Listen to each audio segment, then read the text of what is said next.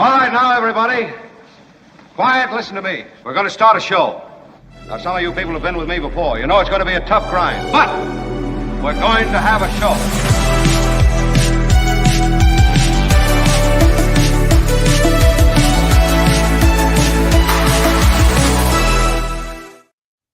I love it. I can't get enough of it. It is the show, and now it has started.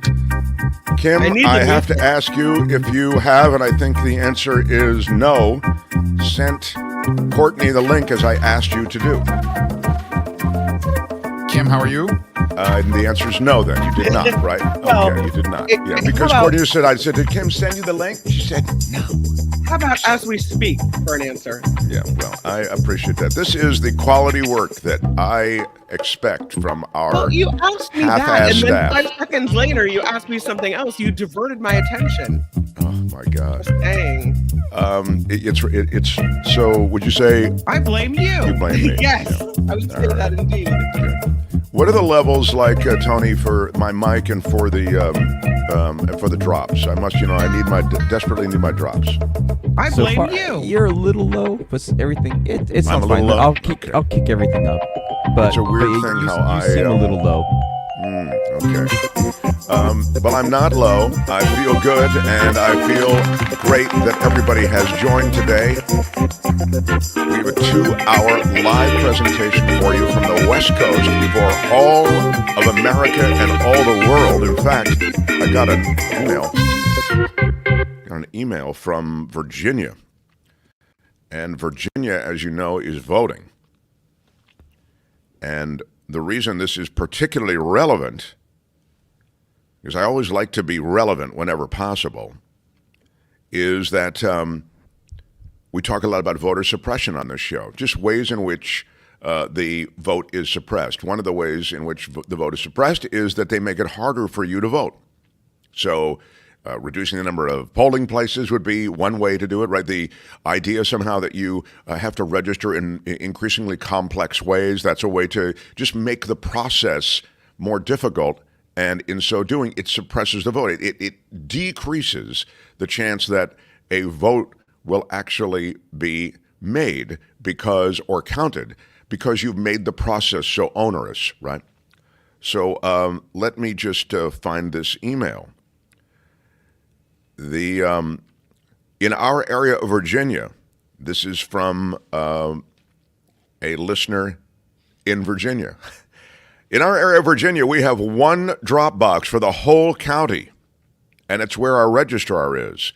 So if we can't physically get to the registrar's office, there's no way of finding a drop box elsewhere or closer. Glenn Youngkin is our Republican governor. It's a typical MAGA stunt, they say. Well, thanks for the email. And I have to say, by the way, Glenn Youngkin, the Republican governor in Virginia, is viewed in a way as this new brand of mainstream Republican. He's not a MAGA Republican in the classic sense. And in so looking at Virginia and looking at sort of this class of and type of Republican, Glenn Youngkin is seen as someone who might wash down better on a national stage than many others. That's for another day. But in Virginia, anyway, that's the sort of voter suppression that's going down. We've had a great time in San Francisco. That's where we are. I'm on remote. We'll be back in the studio on Monday, and looking forward to everything that is happening in the world of the Mark Thompson Show. One of the things that's happening is, I'm just looking to see if I have my, my records on what we did yesterday. So let me just share with you a quick story. Thompson Show. Okay. Yeah. It is a quick story, I promise. Yesterday, it was Courtney and myself. We went to the San Francisco Fall Show, which is so terrific. It really is. It's at Fort Mason in San Francisco, which is right on the Bay, as you know, Bay Area people, but those of you who are just looking in. It's there at the Festival Pavilion, and it's it has a high-end feel to it, like a lot of design and art, and it's really magnificent. But it's very approachable from the standpoint of cost. It's only $20 to get in with our discount code. So and we have it there on the screen for walking you. around with your glass of champagne, feeling hoity-toity. I was doing just that. That's exactly what I was doing. You? It was the greatest fake feeling of hoity-toity that I've ever had. Yeah. There's an Izzy pop-up there. I think Courtney with us, or she? Yeah. Courtney walked around. Now, Courtney has a real background in design and in art, and so she's taking all of this in a way that is even more substantial than myself. But it was quite terrific, and it's still going on. I mean, it was only day one yesterday. It's going all through the weekend, through Sunday.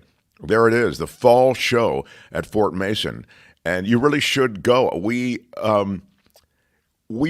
over the moon for it. I mean, I thought I'd like it, but I really like it.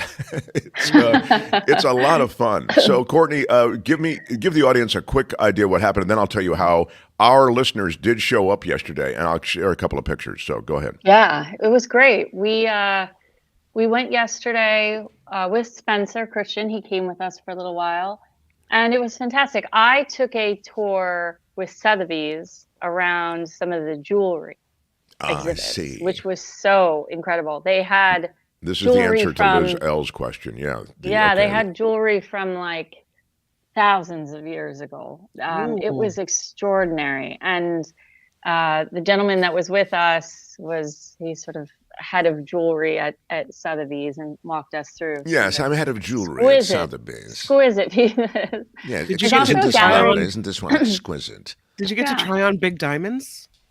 I know. I didn't. I did not. Really? Well, it was a large crowd, and I was trying to figure out what was most expensive so that I can then ask Mark for his credit card. But I did enjoy it. There is a gallery there. Thank you so much. And the gallery is called Peter Fetterman. And Peter Fetterman is this very well-known gallerist in Los Angeles. He works and represents photographers. And he has this iconic piece that's extraordinary.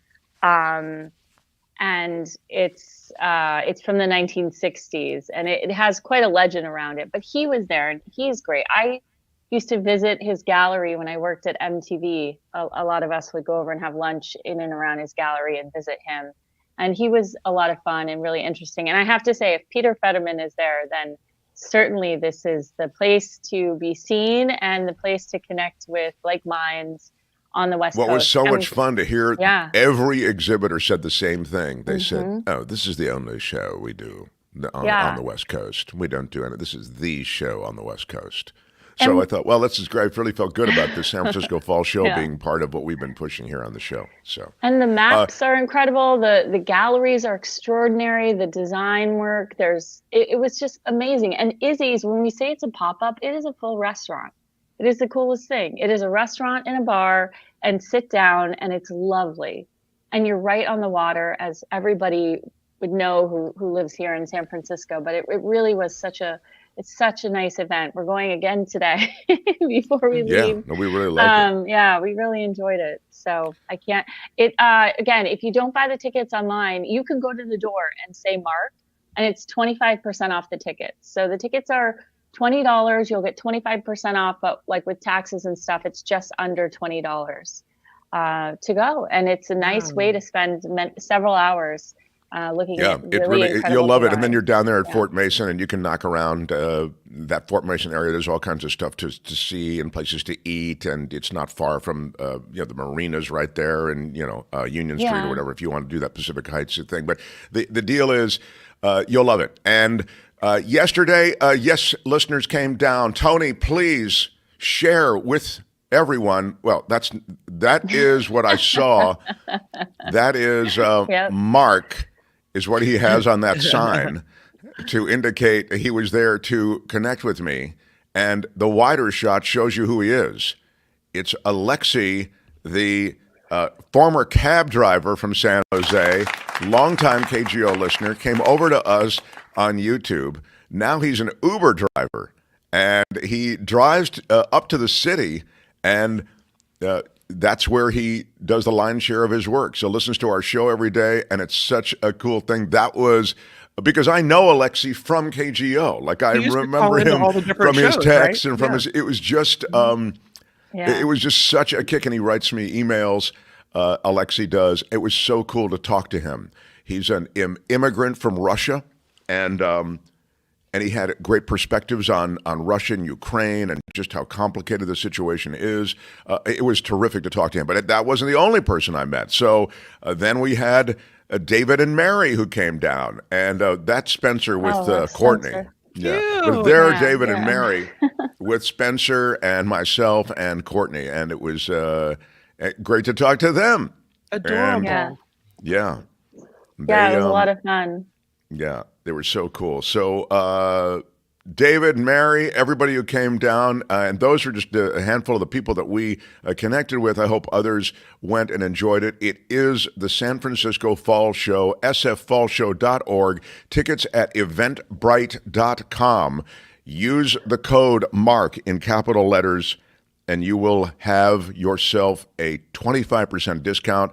I promise you'll love this, and I really encourage you to support them. 42 years in San Francisco, and they are, as we've indicated, and widely recognized as the show when it comes to art and it comes to design here on the West Coast.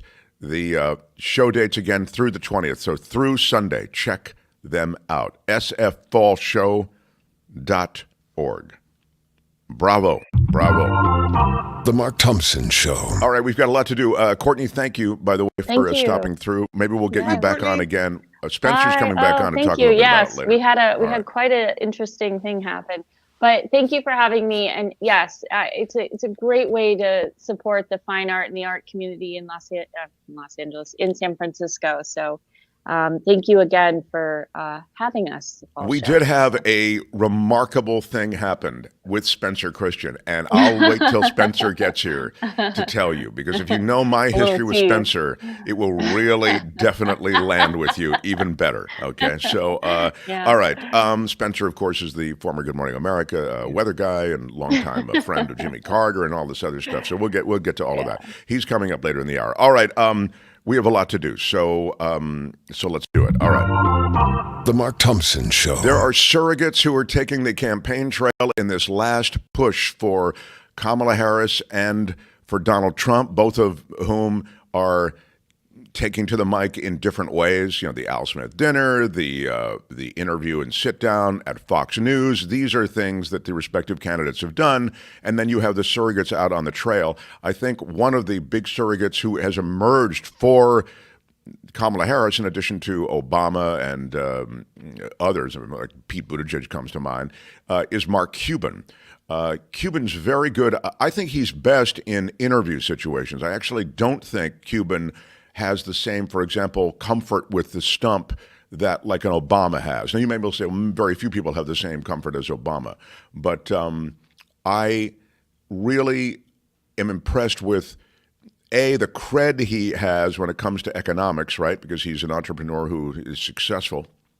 And the audience gives him cred as a result of the visibility he's had on Shark Tank, et cetera. It's a weird kind of parallel because, you know, Trump had visibility and he gets cred based on The Apprentice, which was all fake.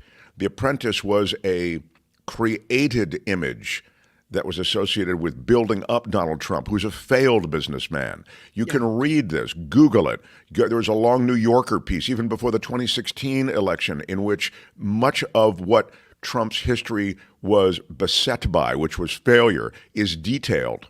Okay, and then subsequently there have been books written on it, David K. Johnston among them, among those who have chronicled that. So anyway, we get back to Mark Cuban, who is successful, right? He is transparent. He's not trying to spin an image more than we've seen, of course, in all of these public forums. So he's out on the stump, and he is the surrogate. And then I'll get to Elon Musk for Trump, but he's a surrogate for Kamala Harris. Go ahead, Tony, do you have that ready to go? Here's a little bit of Mark Cuban on the stump for Harris, talking about tariffs and the fact that Trump doesn't even understand, still to this moment, what tariffs really do. Go ahead. You know, in my career, I've learned a lot about business, including how tariffs work. Now, let me just ask you a question. Do you all know anybody who doesn't know how tariffs work? All right, I'll give you a hint. That other guy.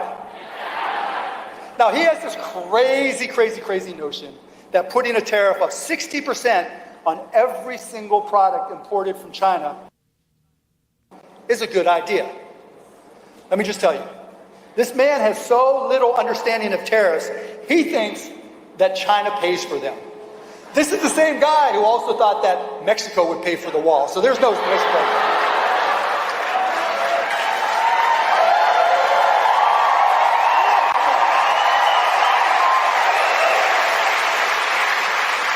Did Mexico pay for that wall? Hell no, you said it wrong. Hell no. That's what I'm talking about. You know, we all know that across-the-board tariffs are a tax on everybody. All the major economists have said so. Kamala has talked about it over and over again. But, you know, I'm going to give him a little bit of credit. I honestly think that he used to understand how tariffs work. I mean, back in the 90s and the early 2000s, he was a little bit coherent when he talked about trade policy. And he actually made a little bit of sense. But I don't know what happened to him. The way he's been thinking about tariffs and trade now, something's a little bit lost. And now his trade policies, particularly with tariffs, are basically just gibberish. Do you hear what I'm saying?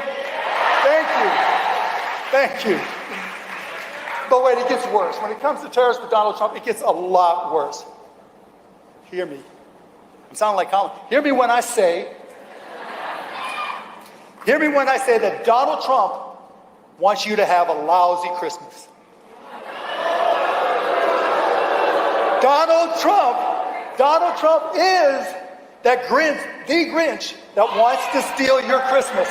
Okay, we can stop this because essentially what this is, and I saw all of this, it's a run-up on the fact that once you impose these tariffs, you won't be able to afford essentially anything for Christmas. You won't be able to afford Christmas ornaments. You won't be able to afford Christmas decorations. You won't be able to afford Christmas gifts because much of this, or at least components for all those things, come from China. And because there'll be high tariffs, these things will just be priced such that you just won't be able to buy them anymore.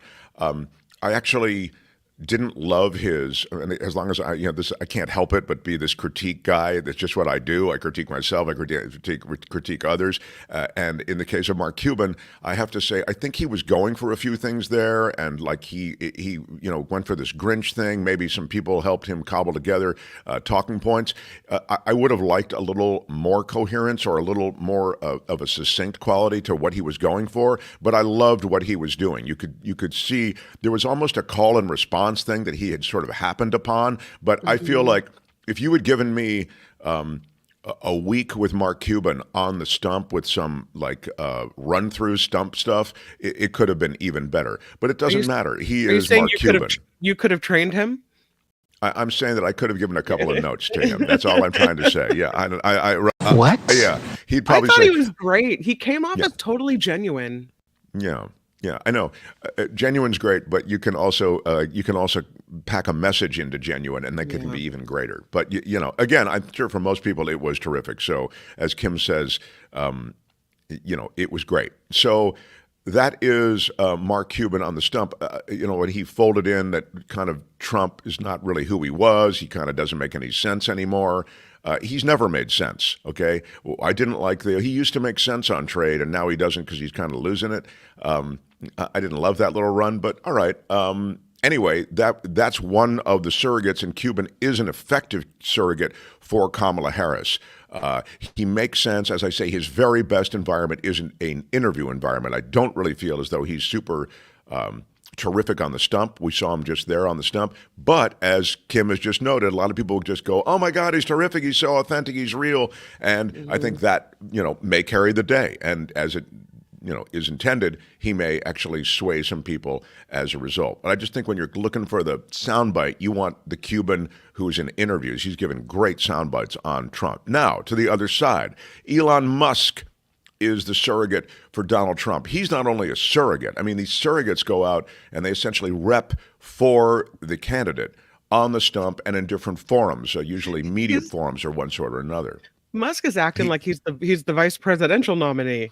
Right. And Musk, Kim makes a very good point. He's speaking like a politician, and Musk is bankrolling a ton of what Donald Trump's last gasp at this presidential shot is all about, meaning most of the ground game is being funded by Elon Musk. So we have Musk on the stump, and as Kim said, he's sort of this, he's a candidate now. He can see he's loving being on the solo with the MAGA crowd, who are all very much not only Trumpian, but they're super MAGA / QAnon, meaning everything's a conspiracy, deep state, it's all that stuff. And Musk is sort of like just riding the wave. You can see it.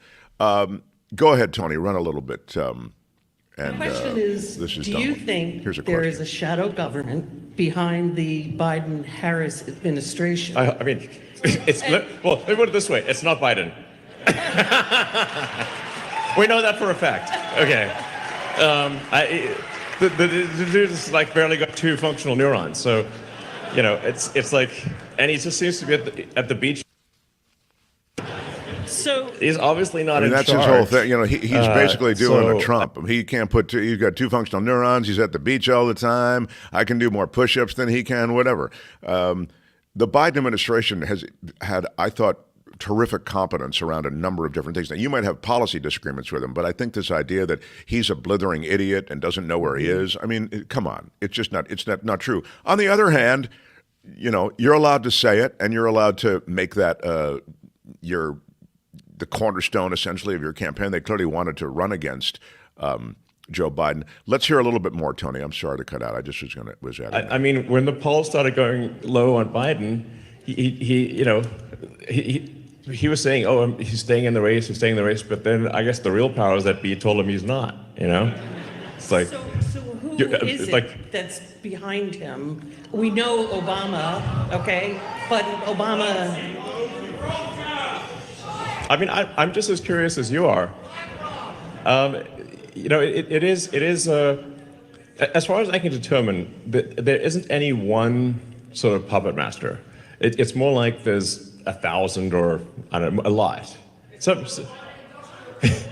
but I mean, I'd like to talk to them to understand more about, listen, what are your goals, puppet masters? I'm just curious.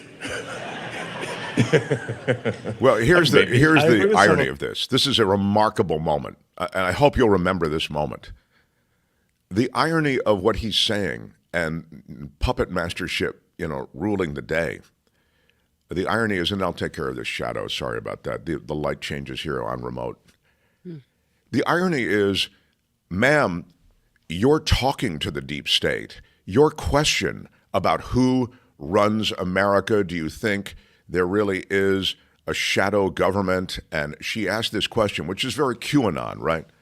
There is no truth to the shadow government stuff, that Obama is still the president pulling the strings. You heard her kind of allude to that. She's speaking to an oligarch. You understand, Elon Musk is an oligarch. He is a powerful, wealthy man. He and those like him, they run policy in America.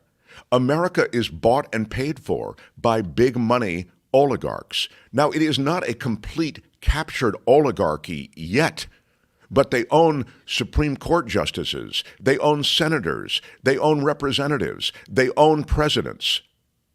Trump actually spoke before the oligarchical group of people associated with big oil. And he said, write the legislation and I will institute it. Give me $1 billion. And it is done. He said this. America, once Citizens United went down, and the Supreme Court essentially has argued that money is speech, you've opened the door to the oligarchy. So now the people with the most money and the concerns and organizations and businesses and corporations with the most money who direct it into politics, they'll get the most results. They expect something for their money. So back to Elon Musk. She's asking Elon Musk, who's really in control? What's the story? I know Obama's in control. No, ma'am, Musk is in control. You say, well, Mark, what are you talking about? He's not Biden's friend. He's campaigning for a candidate who's not yet in office. I mean, he must not be in control. No. He's in control. He wants more control. He has power. He wants more power. He wants what few regulations he actually has to deal with. He wants them rolled back. He wants the tax benefits that he already takes advantage of, massive tax benefits through Tesla and SpaceX, etc. These are gargantuan. He wants them increased. The way you do that is in this oligarchical manner. You throw more money at this guy Trump, who is open for business 24 hours a day, and in that way you take more power. I thought that question was so revelatory, but she didn't realize how revelatory it was. It was really as though she doesn't really understand her own country. So Elon Musk is a power broker, and no one that wealthy with those kinds of relationships and connections to the American government isn't already in a lot of control. We talked about this before. As regulatory agencies try to go after him for taxes, et cetera, you can't do it. You can't do it. He's too big. A couple of bucks coming in from No Contendo, who says, Tesla shareholders, y'all let this full tank stock.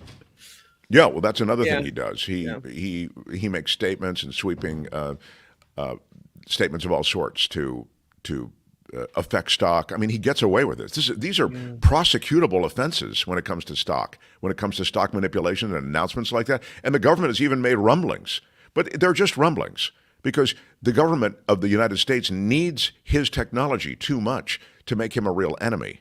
So that's why I say he's really uncontrollable. But it's so funny to me that, he's got this image of the rebel and I don't know who's in control, et cetera, when the reality is he can get a meeting with anybody he wants, anytime he wants, because of the power that he has. I could see him on stage getting a taste for it and somehow maybe wanting to be the next Trump and running for president. And I was thanking the Lord last night, or whomever, that he was born in South Africa. I'm like, thank goodness he's not. Yeah, but he can't be right. He can't by Constitution. He can't somehow that rule.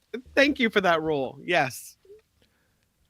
He's scary, and for many, he is an effective surrogate because he's rich. And in this country, we give a lot of credence and a lot of credit to those who are rich. We just sort of assume that they're successful and they know something the rest of us don't. When most of the time, a lot of these wealthy guys, and I use guys generically, but so many of them are men for all the reasons that we've detailed in the past, they just let their capital build. I mean, once you have a lot of money, you can just live on the capital, on the interest so it's there are a lot of instruments, I might want to say, that will make you even wealthier without you ever having to do anything, if you want to think of it that way. All right. The other thing I just wanted to mention, and I could do this quickly. We could do a chunk of Trump. I don't know if I should do a chunk of Trump, Tony. I could do a quickie turbo chunk of Trump. I only got one story. I'll just tell you the story. I won't do chunk of Trump. Chunk of Trump, I've got to change. I got to shower. I got to get makeup. I've got to, chunk of Trump is a big deal. Donald Trump has canceled his second mainstream interview in just days. Oh no! Yeah, he was scheduled to sit down with NBC News, but he's pulled out. He also pulled out of a CNBC sit down. That was the Squawk Box one. Right. It would have been all about economics. He's this big economic ninja. He should have had no trouble. The interview would have been in Philadelphia with NBC News' senior business correspondent, Christine Romans. And it was the second time in a week that Donald Trump has canceled scheduled appearances outside of the conservative news sphere where he likes to sort of operate. CNN's reliable sources reporting Thursday CNN's reliable sources reported Thursday he had canceled an in-studio appearance on CNBC. Squawk Box, as Kim has said. His team claims, what's the team? I always love to hear, what's the excuse? His team claims that he was unable to do the CNBC interview on Friday because he would be in Michigan. And gosh knows it's just too difficult to get a signal out of Michigan to do an interview. But in fact, he will be just a few blocks away, actually not in Michigan. Oh, how classically Trump that he would come up with an excuse that's so easily disproven. He will be just a few blocks away from the CNBC studio, in fact, appearing live on Fox and Friends. That's where he does his best work. Of course. Yeah. So he does a lot of friendly media. By the way, another cancellation occurred on the Trump side of things. The NRA announcing that Trump has backed out of its planned event next week in Savannah, Georgia. What? Yeah. They cited a campaign scheduling conflict. This media shyness, as is noted, follows a rash of odd behavior exhibited by Trump at his rallies beyond just his meandering and sometimes nonsensical soliloquies. Soliloquies is a ding word, but I don't have my ding with me, so I don't. Sorry about that. What can you tell us about the scene? What can you tell us about that? The scene is, Larry, that... what can you tell us about the scene? What can you tell us is that Donald Trump is losing his desire for media that's not friendly to him. Well, look, I hope he does another one of those Trump jams where he plays Ave Maria and then the Village People's YMCA, and then, those are fun. I mean, you don't have to always... talk policy and talk about how much smarter you are than Kamala Harris. 78 years old, he's allowed to do what he wants, I think. As long as he should go live in the villages, be president of the villages down there in Florida. So, that's actually where he belongs. Could you see? I could see that. Yeah. Yeah. By the way, yesterday when I met Alexi, the cab driver, now Uber driver, who listens to the show every day, he was doing the drops for me. He said, thank you so much. Thank you so much. It was very, very funny. That's really funny. I said, thank you for coming in and saying hello. And he said, no, thank you so much. Thank you so much. Thank you so much. Thank you so much. Yes. It was really cool to see him, but I just thought of it and the other one he mentioned was Larry King. He said, and I love the Larry King when he comes in, the Larry King. What can you tell us about the scene? Happy 2-year anniversary, says Spencer Jaffe. Can't wait for the election to be over. Hopefully soon we can all sing Ave Maria together and see Trump out for good. Spencer Jaffe with a $5 super chat. Thank you. Romania Animal Rescue does such good work. Check them out on the big worldwide web with a $20 super chat. Rory and Nancy listening from Romania. Wow, nice. That's so wild. I love that. Big shout out to Romania. Big shout out. And to everybody there at the Romania Animal Rescue. Man, just seems exotic. I love it. Yeah, check them out at Romania Animal Rescue. How does the internet work? Well, a lot of people are on the internet, and there are a lot of things you can find on it. That's all I'll say for now. Candace with a $20 super sticker. How about it? Look at Candace go. Yeah, Candace. Where's my big shout out? Big shout out. There it is. Thank you. Here it is. Thank you, or thank you so much. Thank you so much.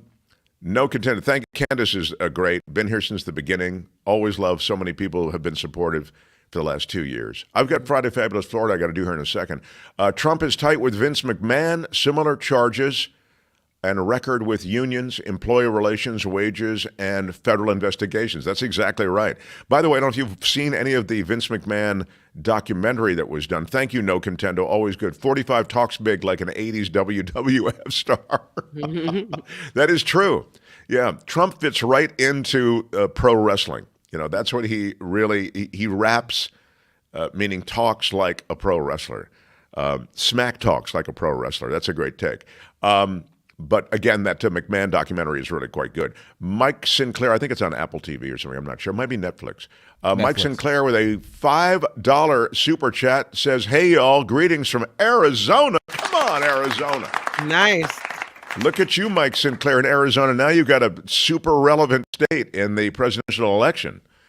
The craziness of Arizona. I was reading a story about how Carrie Lake has sort of lost her mojo down there. You know, she was really an up-and-comer, and now she's, now she's not.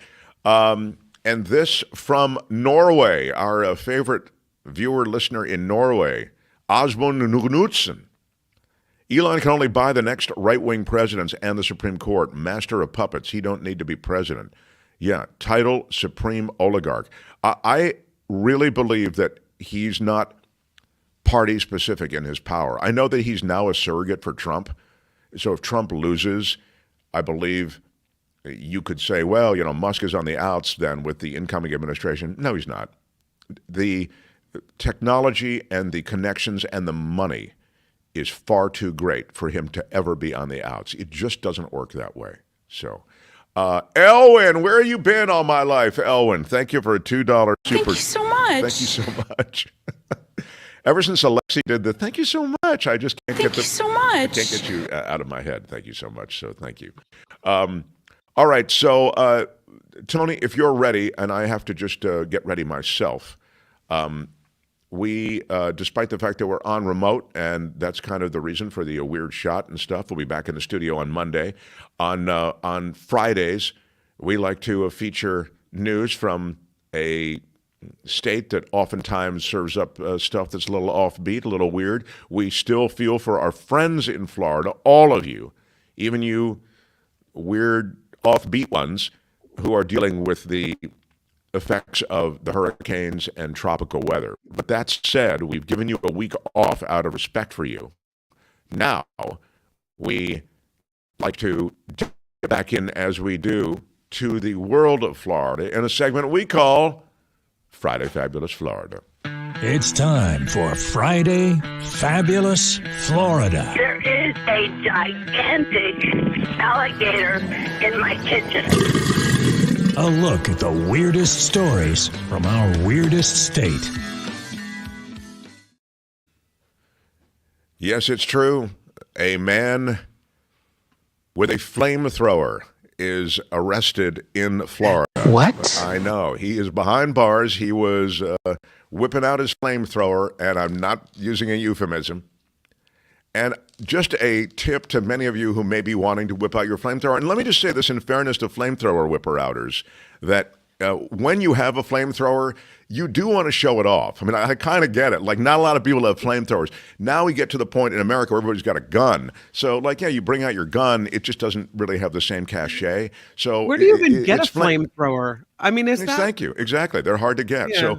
So, So again, I understand the desire to like show it off and whip it out, but this guy whipped it out at cops, which is never a good idea.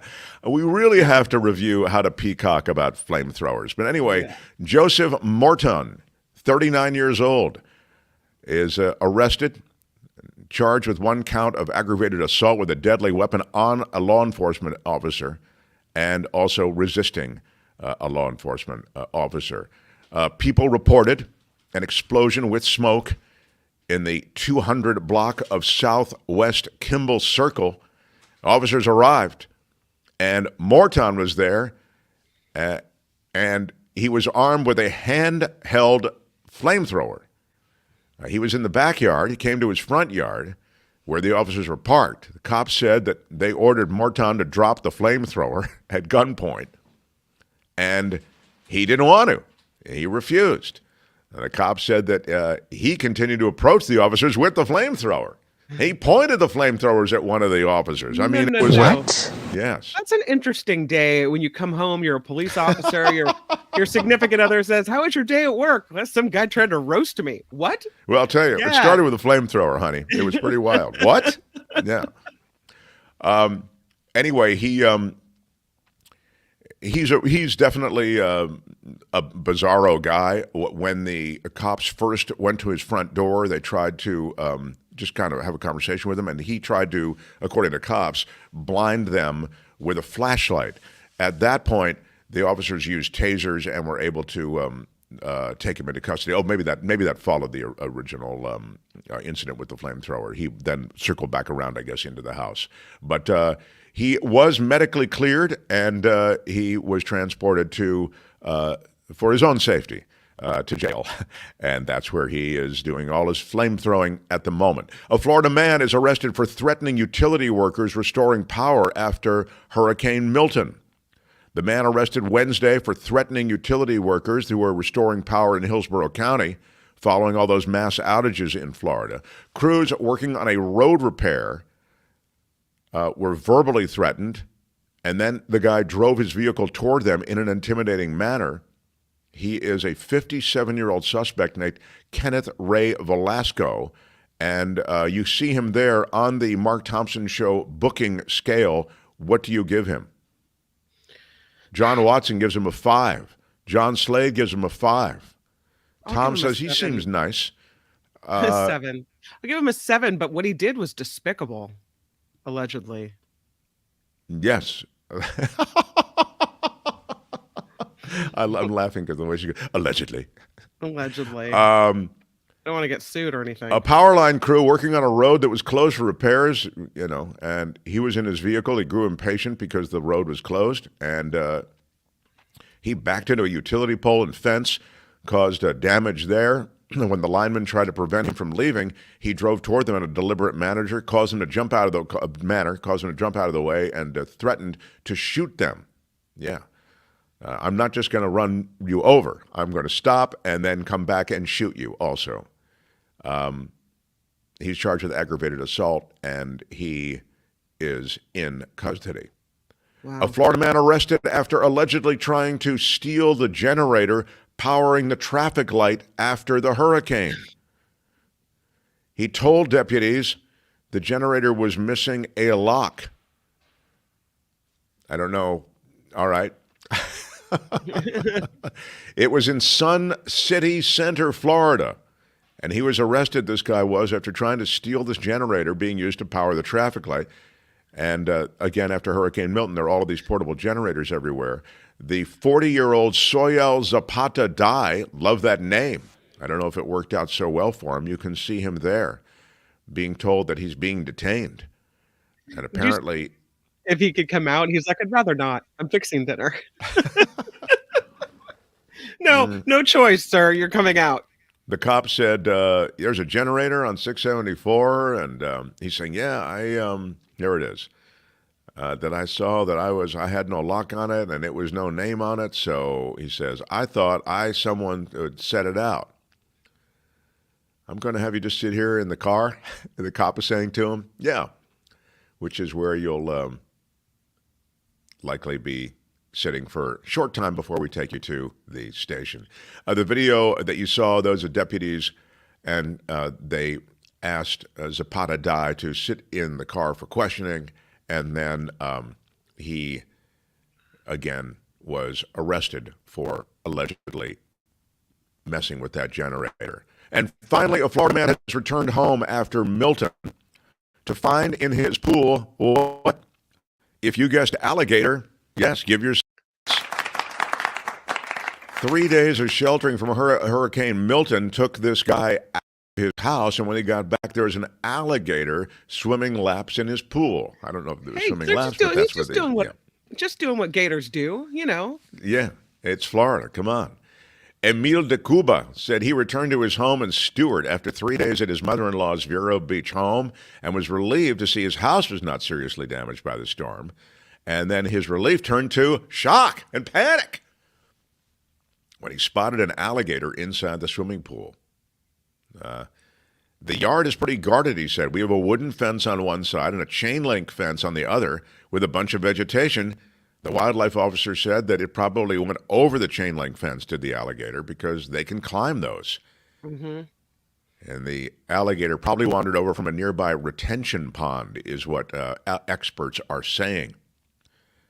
And the pool apparently has been the home to another large creature, they note that these pools become sort of watering holes for many of these creatures. Well, of course. It's their habitat, right? I mean, yeah, exactly. They see a body of water and they think that's for me. It's not only Florida. Apparently, in Bedford, New Hampshire, is this right? This is just noted in the story. Cops responded to a call when a moose fell through a pool cover and became stranded in the water. So it's like, I'll see your alligator and I'll raise you a moose. Don't forget but the video ducks. is pretty. Yeah, Tony had his ducks. The video is pretty compelling. So, did you show the video, Tony? I couldn't see it. Yeah, did you show it? It's okay. That is.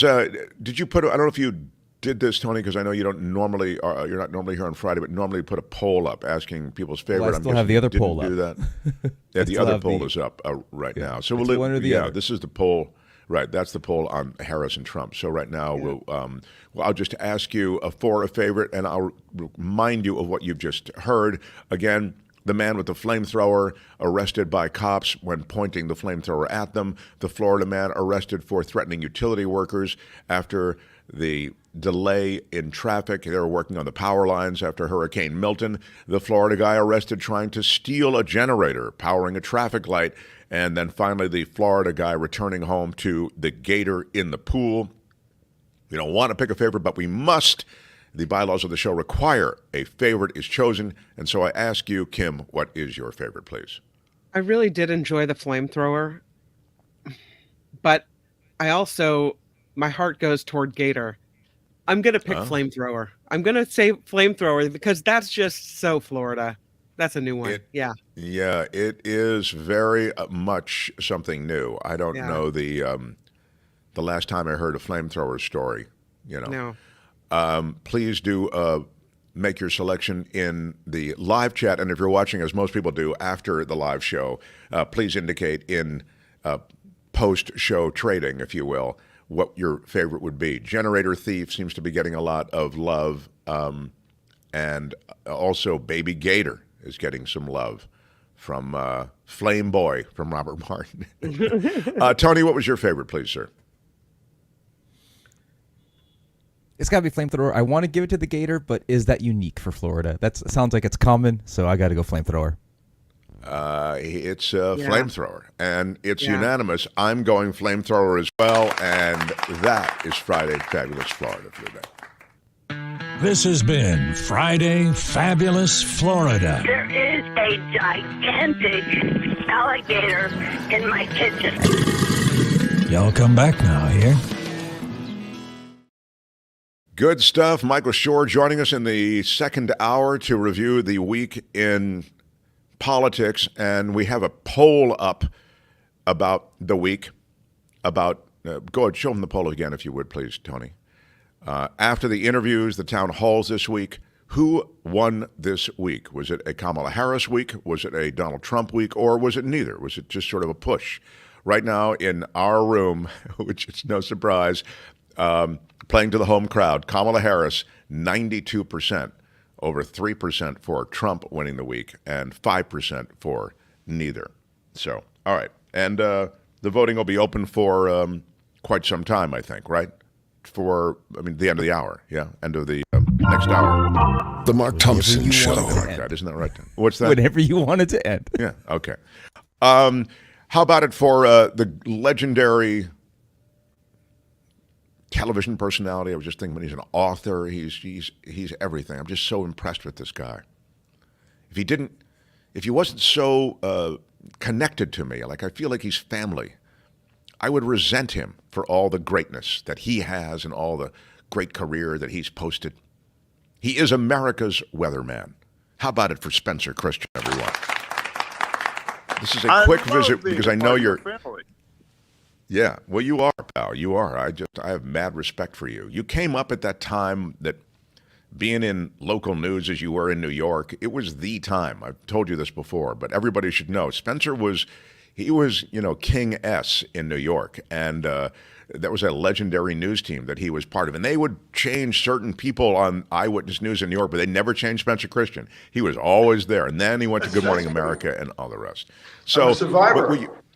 You're a survivor. So he's there at Channel 7, and so yesterday Spencer met us for lunch, and we're going to the San Francisco Fall Show, and we loved our visit at the San Francisco Fall Show, and I'll get to that in a second. But we're at lunch, and Spencer and I were both up for the Good Morning America job, and Spencer was literally told, most people know the story, of course. You were told what, Spencer? You said they were offered you the job, and they said, hey, the money's not great, but if you don't take it, what do they say? Yeah. We're going to give it to Mark Thompson. It was kind of funny, I was at WABC with that legendary team you talked about, making, good, big market money in New York. And they were offered me the job at GMA. And they said, we need to start you on a pay cut from what you're making at the local station. But we promise you that, in X amount of time, you'll be making big dollars. And they said, if you don't take it, we're going to hire Mark Thompson. So I always felt as though, and of course, Spencer did take it, and the rest is history. And he, ascended to the heights of pay and the heights of visibility and all the rest. And I always felt like, wow, that was, if Spencer turns that job down at that moment in time, that's my life. I ascend to all those heights.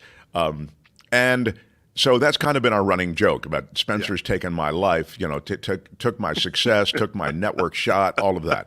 So yesterday, we're sitting at lunch, Kim, this is unreal, and Tony, we're sitting at lunch, and everyone, I just had to relate it to you.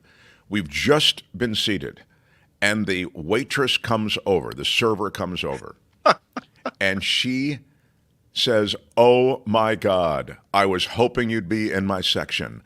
I have watched you since Good Morning America, when you first started on Good Morning America.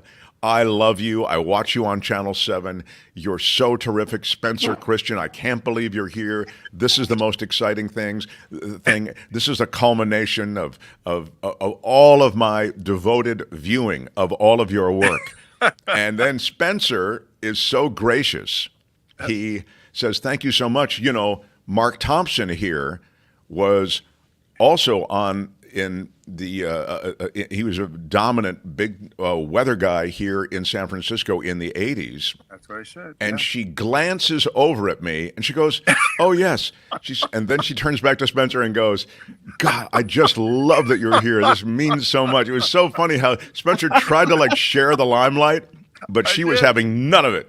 She was having none of it. Hey, dude, don't kill my buzz with Mark Thompson. I'm talking about you right now. It was hilarious. Her name was Kathy, and she was so sweet, just as you described her. She was amazing. 1 second. Kristen, would you please tell the control room I'll be ready to record in just a moment? I'm doing a live appearance right now on Mark Thompson's show. Wow, exciting. This is very exciting. Don't worry about it. It's a crazy time of the day. They want me to record. I was just on the midday news, and the 3 p.m. producer would like a weather hit from me, but I won't be here at 3 p.m., so I'm going to record that. Oh, you're going to record it. Yeah. Good. He's still working. God, I love that. I love it. They love him. He's beloved. I'm telling you. Beloved and ageless. But it's crazy, though. I'm still working at age 77 and loving it. Can you believe that? I love it. Yeah, I love it. So I want to talk about the San Francisco Fall Show, though. We walked over to the San Francisco Fall Show. Tony, maybe you can throw up also. There it is. It's going on through Sunday. We had a great time. We love our friends at the San Francisco Fall Show. And there is Spencer with Courtney. And, there's a lot of art and design. And it's a terrific, there's an Izzy's pop-up that's really not just, it's like a full restaurant they set up there. Mm-hmm. That's true. You can... we were saying before, grab a glass of champagne and walk the halls and see all of this great design stuff. Also, the group shot, do you have it, Tony, of David, Mary, Spencer, who are a couple of our listeners and viewers, Spencer and Courtney and myself, as we cruise through. So I think you'd have a great time. And Alexi, I mentioned, came down. All you need to do, get all the information on the San Francisco Fall Show, sffallshow.org, I believe it is. You have it there, it's so Tony? Beautiful. It's truly amazing. Yeah. Yeah. And you can see it's a nonprofit, so you're helping them out. I Go love ahead. Give me a thought on it. Yeah, I love it. When David and Mary came up, they said, "Hey, aren't you Courtney?" They looked past you and looked past me. And, That's right. Everybody looks past me all the time. Yeah. It was great. You had fun though, didn't you love it? I had great fun. Oh my gosh, I'm going to go tomorrow with my wife, with Lynn. We're going over tomorrow morning.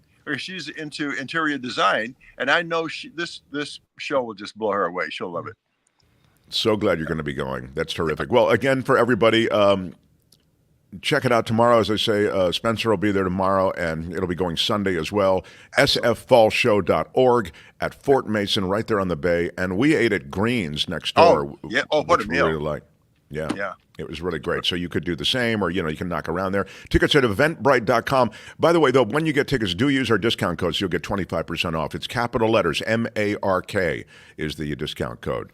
I was going to ask you before you let Spencer go, what was your favorite thing that you saw there yesterday?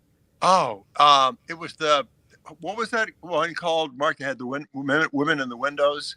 That's brilliant. Is Courtney building in Brooklyn? Courtney, Courtney, what was the women in the windows piece? That was incredible. Yeah, that was great. That's a famous piece. That's a famous piece. Okay. And yeah. What is it, honey? What is the women in the windows piece that she's looking now? Anyway, yeah. Oh, hey guys, I hate to do this. Yeah, you got to run. Oh, yeah, go. Well, good seeing you, pal. Thank you very much. Being with you guys all the time. Okay. All right. Thanks. Look forward to seeing you again. Thanks. He seems like kind of a big shot today. I have to record this. I have to do that. He's very busy. Look for the Women in the Windows piece when you go to the San Francisco Falls show. And what's it called? Orman Geely's Girls in the Window. Girls in the Window, it's called. Orman Geely. Okay. One of the most celebrated pieces in history. All right. Tickets at eventbrite.com. Code is MARK, M-A-R-K. It is a San Francisco Fall Show. We love you, Fall Show. Thank you for being everything we wanted you to be and more. We had a great time. So thank you. The Mark Thompson Show. It is, I see a super chat from Trevor Starr in Hollywood. He says, Mark, I've got a bad cold, not COVID. So I won't be chatting much today, but I can still shamelessly pay for a little bit of sympathy. Cough, cough. Wow. I blame Tony, he says. Thanks, Tony. Feel better, Trevor Starr in Hollywood gives us a 10-10, as he often does, super chat. Yeah, I don't know. I don't. The cold is going around, I guess. Maybe it's the change of the season. But glad you're here. Luis with a super chat. Mark, I'm confused. How are you in San Francisco when, according to Trump, it was destroyed by Hamas? Oh, Harris. I'm sorry. Harris. I can't see it. I like the Hamas better. Yeah. But destroyed by Harris, and we know Trump never lies. Yes. Well, it was. Let me tell you how San Francisco wasn't destroyed, but has been changed substantially, and it's not by Kamala Harris. And we talked a little bit about this with people who've been here a long time, and I love San Francisco. The way it's changed is associated with gentrification and with tech money.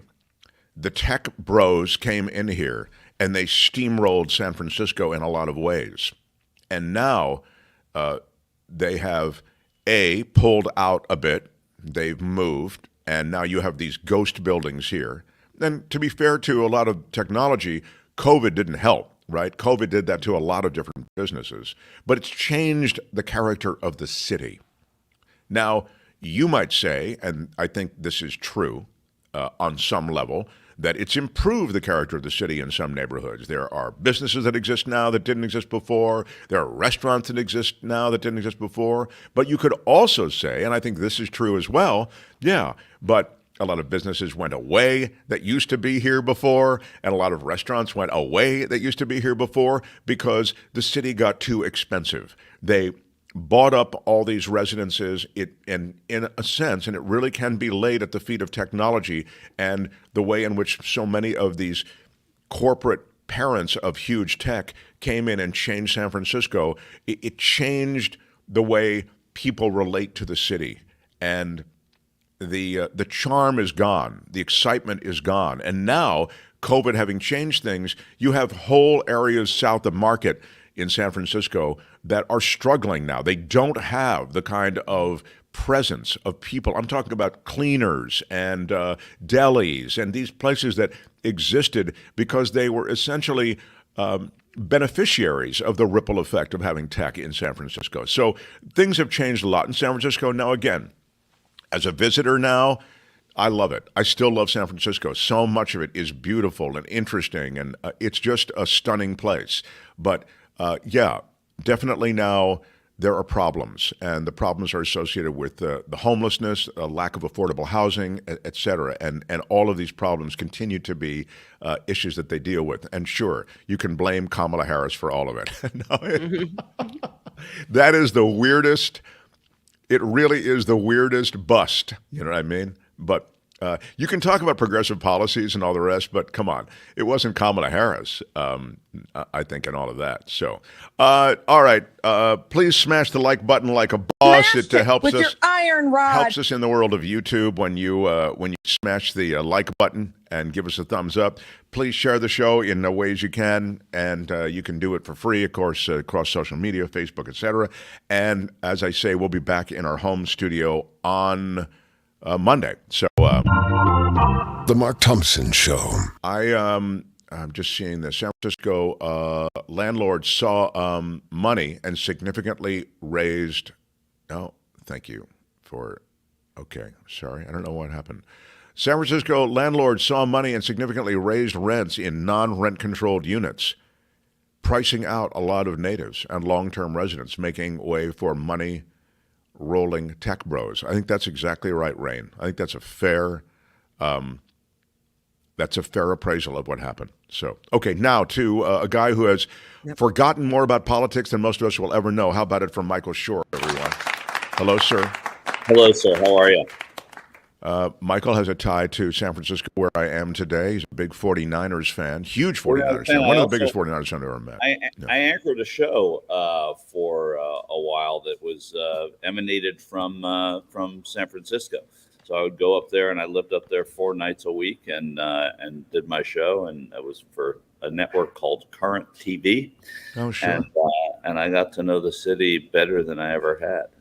So that was emanated would be a ding word, but we don't have the ding with us, so I'm sorry. Good. I thought the ding was retired. No, the ding has been retired from typically when we do an interview, and technically we haven't, or a conversation, about something, interview-ish. Right. We won't ding in the middle of the interview. That's the house rule. Like it may be too distracting. Now, because our conversation about politics hasn't quite really started yet, I would have produced the ding for whatever you said it was. So you keep the ding for casual banter, but then once we get down to business. That's so good. And banter might be a ding word. That was really great, though. But that did summarize exactly what I'm getting at. So thank you. Yes, we keep the ding for casual banter, but not the once. Now to the start of things. We're talking about those things that might have an effect on the election, which is so close. It's. In fact, I saw a New Yorker cartoon. Did you get it, Tony? The one New Yorker cartoon about how the election is so close, and here it is. And I can't read it now because there it is. Yes, it's God talking to an angel. Yes, I'm omniscient, but I still have no idea how this election is so close. That's a comment on the closeness of the election and also how clear it is, the choice. That said, it is close. And what is talked about here, and then I want to talk about the week and about the surrogates, but what's talked about here, Michael, in sort of a broader sense, is that there is reflected in Georgia turnout, for example, on day one, this huge turnout number. There is a sense that women are going to show up in big numbers the way they did at the midterms, and that is going to produce a body blow to MAGA. And as a result, you really could see a MAGA loss, a Trump loss, because all of these people who are not being polled or are underpolled would be showing up in those kinds of numbers. Does that sort of narrative make sense to you at all, or put that in some kind of realistic framework? Well, let's put it in the realistic framework that there are 1,000 narratives and they're all right. So Yes, women are going to show up in bigger numbers, but does that mean that black voters are also going to show up in significant numbers? We don't know that. Does that mean that union voters that are typically democratically reliable are all going to go in lockstep in the way they have in the past? Probably not. So you can take any one of these and say, oh, that's encouraging. But to say that that's decisive on, we're 20 days out, I don't think you can do that. So I would say that if you are supporting Kamala Harris and you see those numbers in Georgia, a state that is far more complicated than just who shows up early, then you're going to be encouraged and you have every right to be. But I don't think that that should also, put you into a swoon over how things are going in every other demographic in every other state. So that's what complicates this a little bit. But if it weren't going that way, it would probably be bad news, and you should have treated it just as bad news and then look for good news in other places. It's a natural part of politics. You can't poll everybody. So we're all underpolled, right? You look at these samples, there are sometimes between 900 and 1,400 people in a polling sample, and we look at these polls as if they are gospel. Well, that is a lot of people, but it's not a lot of people, right? It's not indicative of, of very much. And that's why these samples are so refined, and they work so hard on getting the right type of people to poll. But again, you're not going to poll everybody until November 5th. As you look at this past week, and then we'll look ahead at the next couple of weeks, increasingly, Harris has done sit-downs in places that represented two things, I think. An effort to reach a lot of people that she might not have been reaching before. I mean, Charlemagne the God, when she sat down with him, and that talk show, the podcast is extremely popular, and I'm sorry I've just spaced out what it's basically, I think, targeted toward women, but... And of course, most celebrated was the Fox News sit-down with Bret Baier. So I'll get to Trump in a second, but on balance, those things do matter, right? Where you end up and on what platforms you can send your message. That could move incrementally anyway some of the electorate. There it is. Call her daddy. Yeah, that was. The podcast. I'm sorry, I thought you meant because she did The View as well. But yeah, I think, Mark, the answer is yes. And this is an election that's going to be won on the margins. It's going to be won incrementally. And I think it's sort of like, people say, well, her, X, Y, or Z is happening. We'll follow the money, right? I mean, if money's being spent by Republicans in North Carolina, that's not where they want to be. So you follow the candidates sometimes too. And you see, in this case, in the case of the vice president, she's going and speaking to targeted audiences, and her message changes just a little bit depending on who her audience is. When she was with Bret Baier, she was repeating, over and over, the Republicans that are supporting her. She just got off the stage a few minutes ago with Republicans who are out to support me. That's what she wants to say to Fox. Forget the bluster and the interruptions. And if some people thought that Baier was rude or that they were speaking over each other, that doesn't matter. She was there to talk about the Republicans that have been speaking to her, and also to cast doubt on her opponent as not a Republican. When she goes with Charlemagne the God, who has this big following with the Breakfast Club show in the morning, she's going to be talking to black men and to black women and to black voters all over the country who listen to that in larger numbers. And she's going to be saying why black people have to come out and vote. I mean, this is the kind of tour they do. When she's on Howard Stern, she's being irreverent, but she knows that Howard Stern's audience, mostly male, right? And what does she have to do? She has to get as many male votes as she can right now in the home stretch. There are rumors of Joe Rogan. It would be targeted the same way. It's why you hear a lot of candidates who only speak to local media, because they need to make sure that you're speaking to the Milwaukee station, the Racine and the Eau Claire and the Green Bay, to make sure that all the people in Wisconsin are hearing you. You don't care if somebody in Los Angeles hears that interview if you're the candidate. It's about getting your message out where it's important. And that's what these are. They're national, but they're also targeted. It's interesting, too, that just on what you're saying, I think of Trump, and because we've touched on this before, in Coachella or in some of these places where it doesn't really make sense necessarily that he would be there because it's not a state that he can win.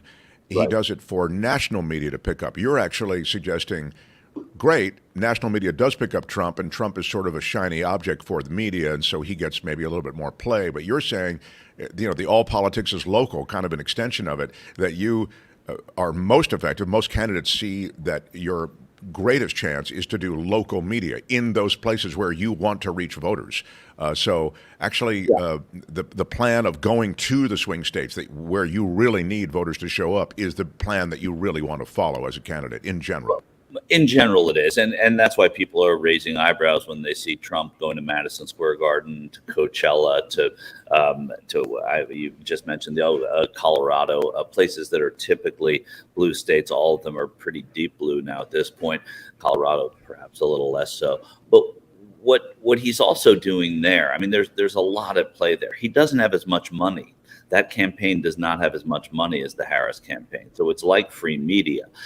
Harris can do all these ad buys in certain places that Trump is not able to do right now. So you go out to one of these places, it's going to be clipped, it's going to be shared, and that's free media. The other side of it, and this is a theory, is that Donald Trump thinks that if he can cast doubt, if he can talk about the popular vote more than the electoral vote should he lose this election, that it will give him in the post-election period something else to hang his hat on as he refutes the results of the election. So, he probably will get more votes in New York and California, maybe a few more, just because of these trips he's making, just because of these audiences he's speaking to. So he says, well, I cut the margin. How in the world do we have an electoral college now, right? I mean, there's so many different ways that he can play this post-election. So going to these real population centers, like near, the Denver area, near the LA area, and right smack in the middle of New York City,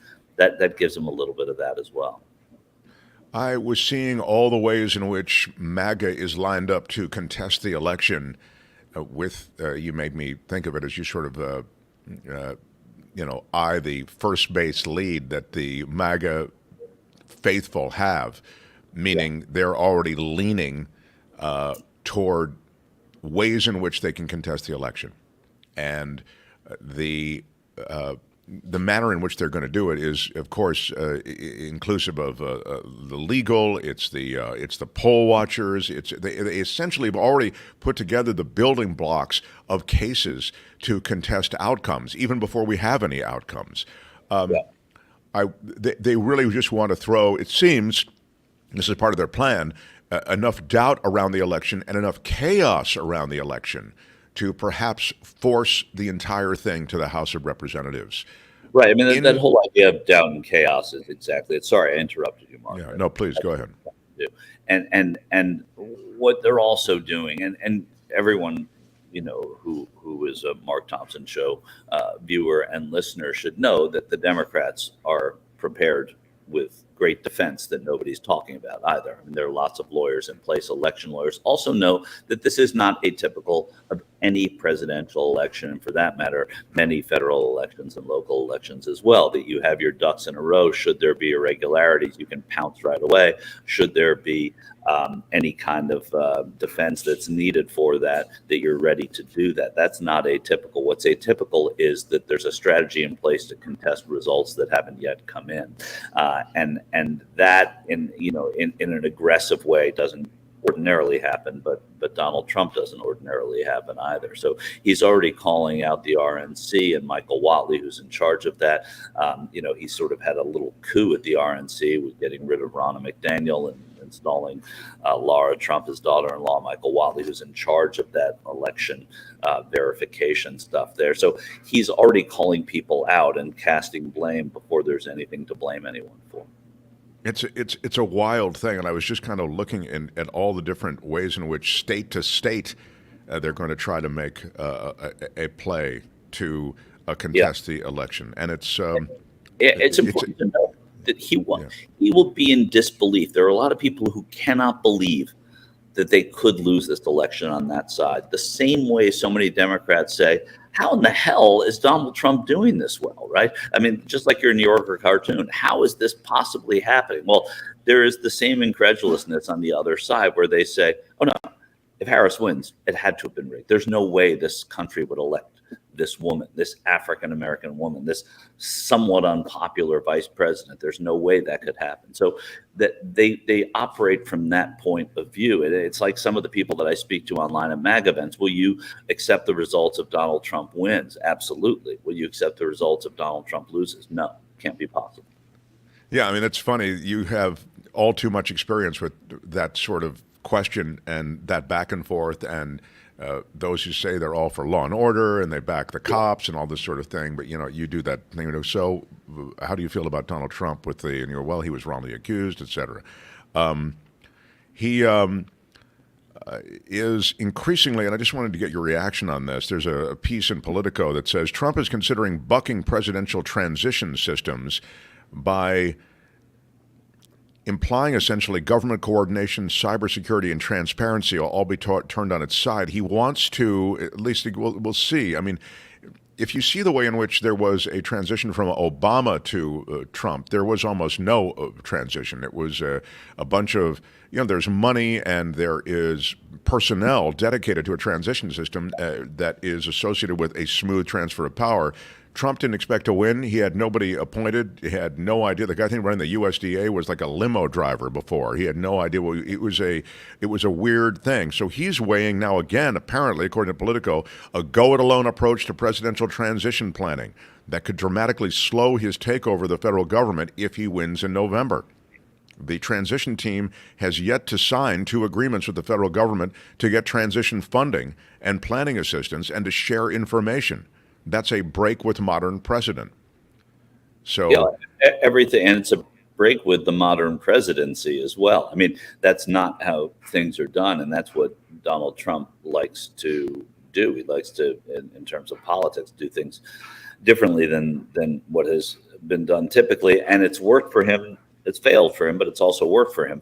He wants to get rid of some of these departments too. I mean, usually we have a law enforcement and a Justice Department transition so that is smooth, that there is law and order. But he wants to get rid of the FBI, right? I mean, and his people do as well. So the approach to what a transition would look like, and so much of his administration, I would imagine, so much of that transition period will be threats and bluster, and so much of his first 100 days would be about retribution, that it isn't a matter of keeping the government going and the trains running on time, that he doesn't want these trains to run on time at all. And so that there is a difference in his approach and the approach of the people around him. The other thing is, so many people around him are novices and Johnny's come lately to this process. Usually we see people who respect the process and respect the presidency and the administration and the changeover.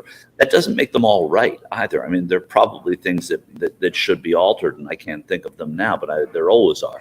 But Donald Trump surrounds himself with people who've never done this, who don't know what political precedent and protocol are. They don't know how operational handover takes place.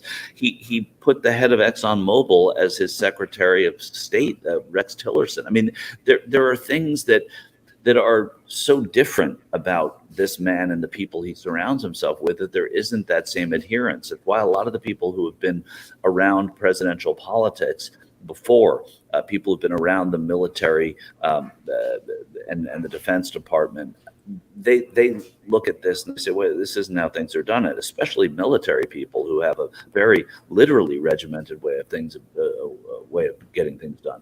So again, he likes to upset the apple cart, but he puts people around who don't have any appreciation of where the apples are supposed to go. Yeah, this is such a good point that Michael is making. I hope everyone is getting it, because the novices in a government create all sorts of issues, both by not knowing where everything goes, but also in the way that not knowing and being whipped by the boss, who is Trump in this case, they just go full speed ahead, oftentimes with a kind of directionless leadership in whatever arm of government they're involved in. And I'll give you an example.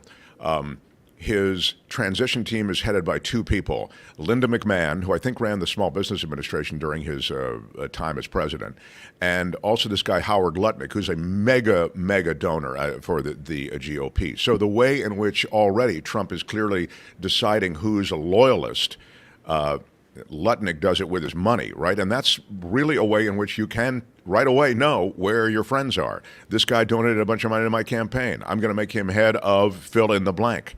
Okay. Right. In this case, Lutnick is handling the transition. He's never handled a transition before. He doesn't have a government background. The guy's just wealthy. So you have this kind of. He came to most prominence by running a company that was decimated on 9/11. You'll recall it was he was the head of Cantor Fitzgerald that was decimated, and he was at that time one of the most sympathetic people that day because he had he lost everybody he knew, including I believe his brother, and his whole life, and he was seen sobbing, and somehow he's made this transformation being a Donald Trump guy, but he is not a politico. He's not somebody who knows the ways of Washington at all. The decision not to take federal assistance for this transition, should it happen, allows the Trump people to raise unlimited funds without disclosing their donors, also avoiding oversight from federal bureaucrats who Trump, of course, distrusts, along with all the people around him who distrust the bureaucrats, the deep state, whatever.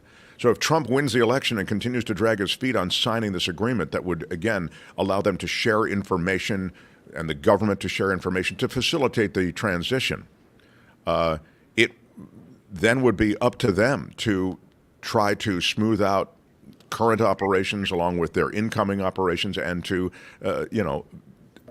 hurdle all these challenges, which they're really going to have trouble with. So, and to fly in the face of there's something about continuity of flying in the face of everything that's off. Look, if you get a manager to manage your baseball team and he bunts at every at bat, he's going to get on base a couple of times. But he's not. That's not the way you do it. You play baseball by the rules of baseball, and also, it's not illegal to bunt on every at bat.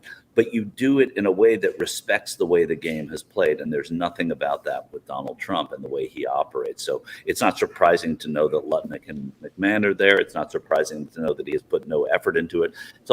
It's a bit costly, but the government pays for a transition as well once there is a president-elect. So it's costly up front right now to put people in place. His campaign just doesn't have the money to do that immediately. Yeah, I mean, it's the Presidential Transition Act. It exists, for just this thing, for these transition teams. And it just flashes back. I remember reading Michael Lewis's book about that transition and that there was nobody home at the end. I mean, they had empty offices for months. It wasn't just a week or a couple of days. And so the idea that you could have more of this chaos, and I think you sort of hint at it, that there is a quality of exuberance almost when Trump sees or can do something to facilitate chaos. He lives on chaos. He likes the chaos. And from the chaos, he emerges as the guy who's going to restore order. And so on some level, I think this all serves that plan as well. Go ahead, Kim. When you are out at these Trump rallies and places that you're being sent to interview people, and even on both sides, because I know I feel it, are you feeling this nervousness that's kind of, as the election gets closer, are people starting to really stress out about the possibility that their candidate will lose? Yeah, I mean, I think that always happens. I think that the Democrats seem to panic more, and the Republicans, generally speaking, in my experience, seem to be astonished more when the result doesn't go their way. So, like Mitt Romney could not believe he lost to Barack Obama. And that's emblematic of so many Republicans. When it looked like George W. Bush lost that election, there was disbelief, shock. I mean, we're entitled to this victory. There's a sense of entitlement on the other side, so they don't deal with it until afterward, which is perhaps explains why there's so much saying that the election was rigged. But the Democrats tend to panic more. They tend to not understand why this poll could possibly show this, or I don't believe this because everyone I know is voting for, so there's a little bit of that. I also think that Donald Trump is an anomaly, right? If Mitt Romney had been ahead and things weren't looking good for Barack Obama, say in 2012, there would be an understanding that Mitt Romney has an appeal and that the Republicans and conservative Republicans are out there and they exist and he seems in some ways milder, et cetera. But there's a disbelief that anybody could vote for Donald Trump on the parts of many Democrats. And to that extent, there's panic because it is a close election and they don't expect it to be close. It's going to come down to the wire. Momentum is real at certain times. If you have momentum at different times, it can help you, but it doesn't sort of define it until the last few days when you can see a little bit of a pickup sometimes. But even that is not always foolproof. George H.W. Bush running against Bill Clinton, I think he spent the last 36 hours of his election flying all over the country, everywhere he could go. And it felt like he had momentum. And he ended up obviously losing. But so there's perception and there's reality. I want to ask you in our last minute or two to tell me two things. One, are there states now legitimately in play that you didn't expect, or when I say you, that the body politic, or there's that one might have not thought would be in play that might affect the election? And also, there are certainly races, critical races. I wonder if you could just update me on a handful of those that you feel are high profile and important that might get lost in all this top of ticket talk.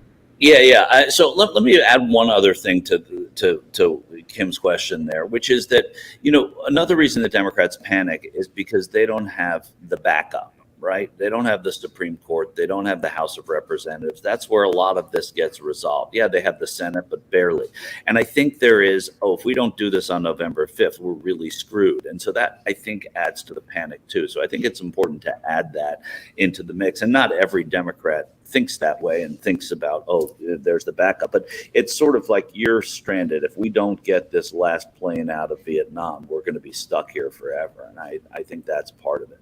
And going to your question, Mark, I mean, the only state that to me seems, before this election, I would have thought North Carolina was out of reach completely. And I don't think it's out of reach for Democrats now. And it seems to be, I don't think the storm will matter come November. I think a lot of the fallacies that were being perpetrated by Donald Trump and his people there, that people have seen through those. The fact that it is close even, it indicates that there could be something else that is surprising. I think I'm also surprised in the inverse that Wisconsin and Michigan have tightened, more so Wisconsin than Michigan, but I don't know how much that's tightened.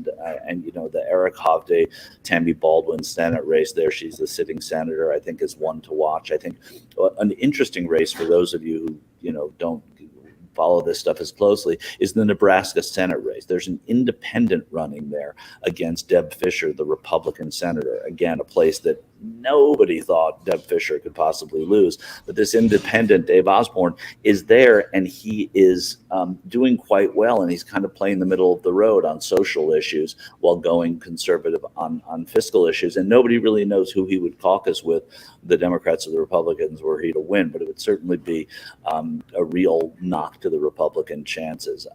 I would look at certain House races in New York and in California as kind of, we can get into this in greater detail as we get closer. I think Jahana Hayes, a congresswoman from Connecticut, I think it's the 5th district there, is in more trouble than people thought she would be in. But I think there are opportunities for Democrats around the country, especially Texas and Florida was mentioned by No Contendo as sort of emerging surprises. Yeah, they're always mentioned as emerging surprises, and taking nothing away from No Contendo until I'm proven wrong. They're both red states with, and I would bet money on Ted Cruz and Rick Scott to win there. Beto O'Rourke came as close as anyone I've seen. There been talk of Texas turning blue since I was wearing baby blues. It's not happening, right? I mean, it's trending a little bit, but a lot of that was anticipating all these Latino votes going to Democrats. And we know that that's not the fact, and assuming that is a mistake for Democrats, but assuming that they're in the bag for Republicans is a mistake too. They hold a lot of cards now, and that is when I think that you'll see the possibility of the state turning. I hope we get a little action that night. I hope one of those races is closer than we think. It's good to see Ted Cruz sweating the way he is. I was watching the debate a little bit, and he.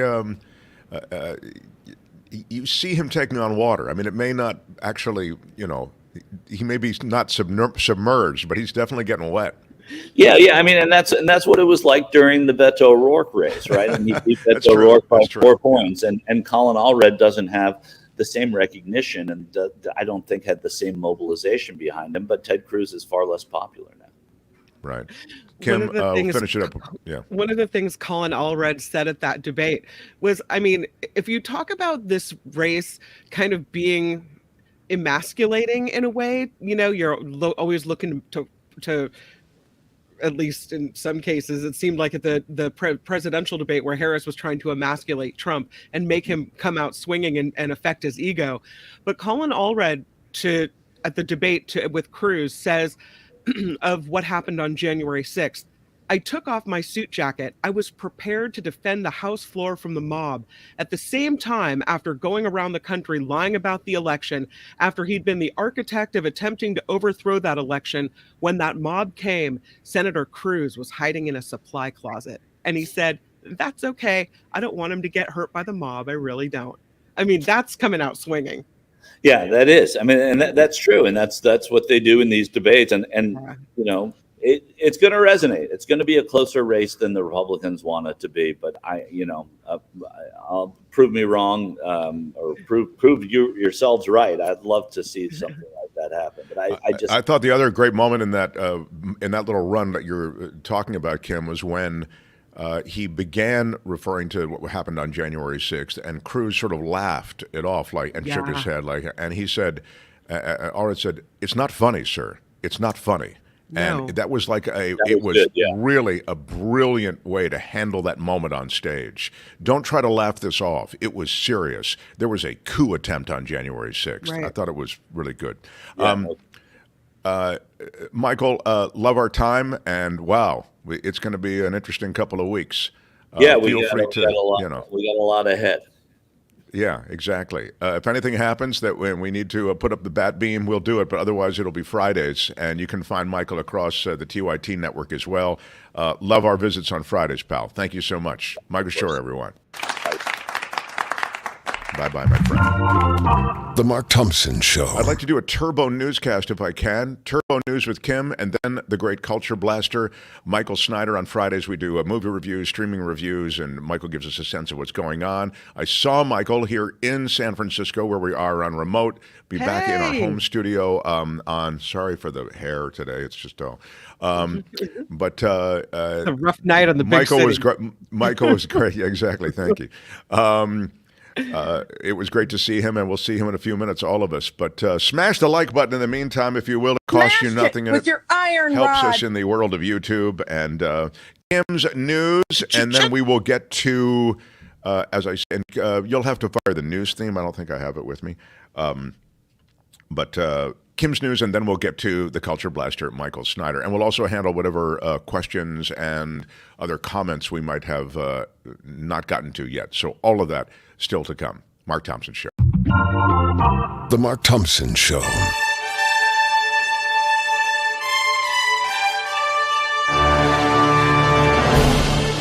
The Mark Thompson Show. I'm Kim McAllister, and this report is sponsored by Tenuta Vineyards in Livermore. Countdown, only 18 days remain until Election Day. The presidential candidates will each hold events in Michigan today. Harris will speak at events in Grand Rapids and Lansing this afternoon before ending the day at a rally in Oakland County. Meanwhile, Trump taking part in a community roundtable in Auburn Hills, Michigan this evening before holding a rally in Detroit. About 2,000 pages of evidence have been released in Trump's federal election interference case.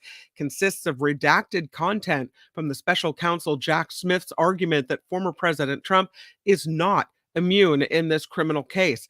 Trump argued for the documents to remain sealed. The judge refused. Smith claims Trump willfully caused his supporters to attempt to obstruct the certification of Joe Biden's victory in 2020 during the January 6th riot. President Biden says he wants a ceasefire in the Middle East after Israeli forces killed Hamas leader Yahya Sinwar. He sent Secretary of State Antony Blinken back to the region in an effort to get that ball rolling. However, Israeli Prime Minister Benjamin Netanyahu is vowing to press on with wars in Gaza and in Lebanon as well. Reports indicate a 911 call was placed minutes before former One Direction member Liam Payne fell to his death from a Buenos Aires hotel room. Staff at the hotel reportedly called 10 minutes before Payne's death over concerns for the guest's safety. A recording of the call has been released. An employee can be heard saying a guest appears to be intoxicated. The worker goes on to say the staff is worried for the guest's well-being because they're staying in a room with a balcony. And we know what happened. Federal investigators are looking into a near miss at the airport in Austin, Texas. It happened Wednesday morning. The FAA says an American Airlines flight was landing when a warning system started to flash. A small Cessna was coming right at them, eventually passing within about 350 feet of an American Airlines plane. A report shows the pilot pulled on the yoke and veered out of the way, but in doing that, the commercial airliner came closer to a third jet. All three planes managed to land safely. Taylor Swift kicking off the final leg of her mega successful Eras tour this weekend.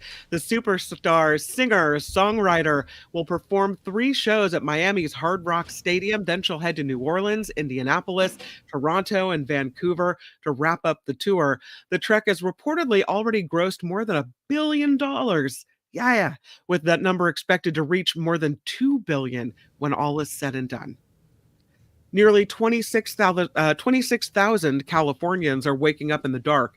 Most PG&E customers stretching from Shasta County in the north to the Central Coast. The utility company warned of the planned power safety shutoffs during a red flag warning. It's in areas where high winds could damage electrical equipment and spark wildfires as well. There's also, by the way, a red flag fire warning in Southern California as the Santa Ana winds return today. It's creating extreme fire danger, drying out vegetation, and possibly toppling trees. SoCal Edison says 132,000 customers are at risk of safety shutoffs through tomorrow. And as of this morning, just over 1,700 have no power. 6 counties affected: Los Angeles, Mono, Orange, Riverside, San Bernardino, and Santa Barbara as well. In San Francisco, plans for new housing in the city aren't going over so well. Neighbors in the city's Lower Nob Hill spoke out against a 26-story tower last night. A developer wants to build this on Sutter Street, where a French restaurant closed in 2014. This one would be a little bit different because it's very, very slender, like a tall, skinny tower. It stretches 240 feet on just a 35-foot wide lot. The Kim's, proposal calls... showing us the picture now. It's very impressive. That's Tony doing that, yeah. The proposal calls for 36 units with 6 dedicated as affordable and several containing 5 bedrooms. So there's a fancy towers in Lower Nob Hill. Come on. Wow. Thanks, Tony.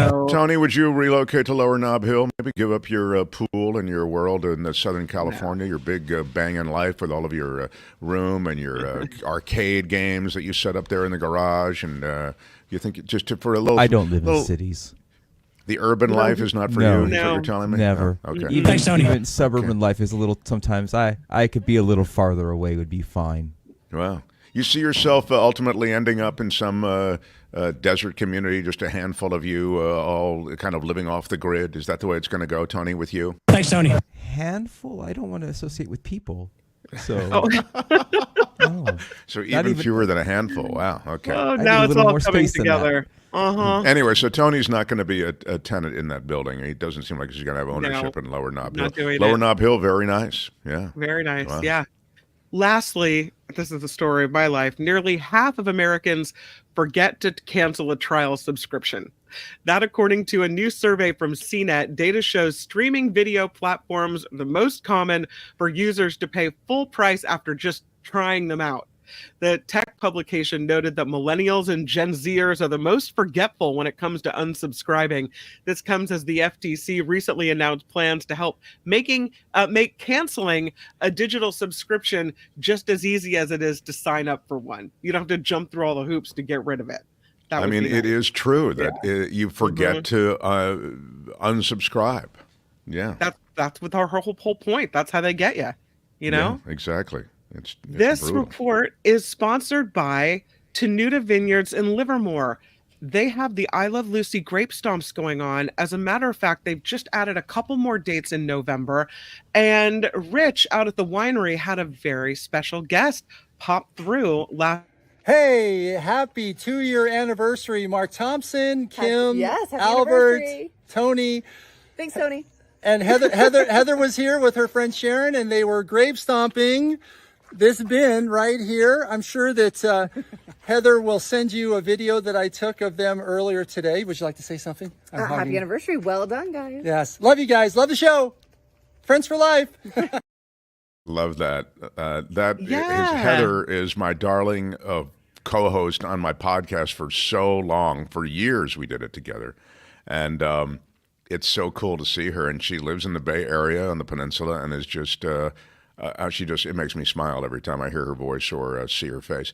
And that's really cool that she did the grape stomp. I think it's just awesome. Did the grape stomp. And there are more grape stomp dates coming up. Please check out Tenuta Vineyards. You can take a look at their website.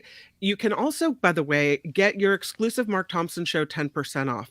All you have to do is call Rich, 925-699-4576. You say smash it with your iron rod, and he says you get the 10% off with your iron rod. Yeah. And that's not only for events like the grape stomp, it's also for any wine that you want to purchase. Beer is on tap out at the winery as well.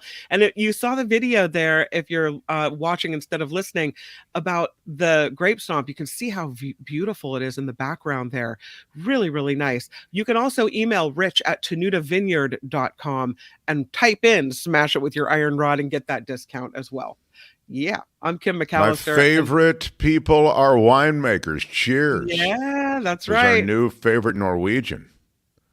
I'm Kim McAllister. This is The Mark Thompson Show. The Mark Thompson Show. This is Mark Thompson.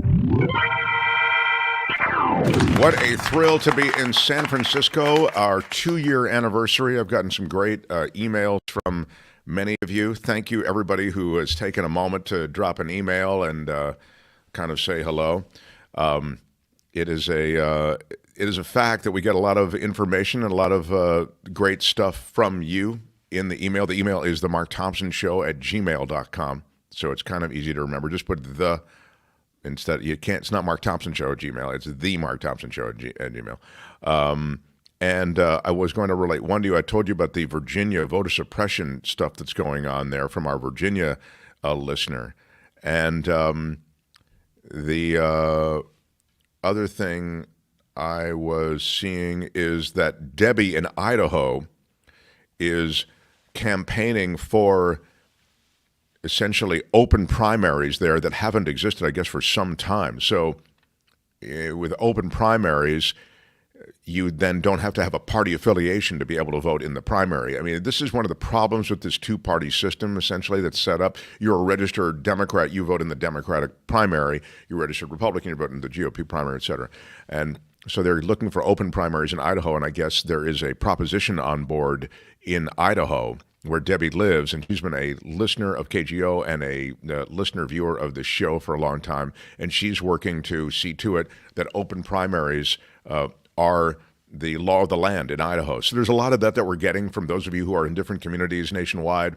And as the vote goes down, there are different propositions and different rules that might be put into place should various measures pass, and ballot measures that are now on the mainstream ballot actually get a vote. And we also know, of course, in a handful of states, and remember I talked to you early on, right after the Roe decision to overthrow Roe, about the importance essentially of this now, if it's back to the states, the abortion measures, abortion-related measures be voted on, and if they appear on the ballot, how they will help animate that women's voice.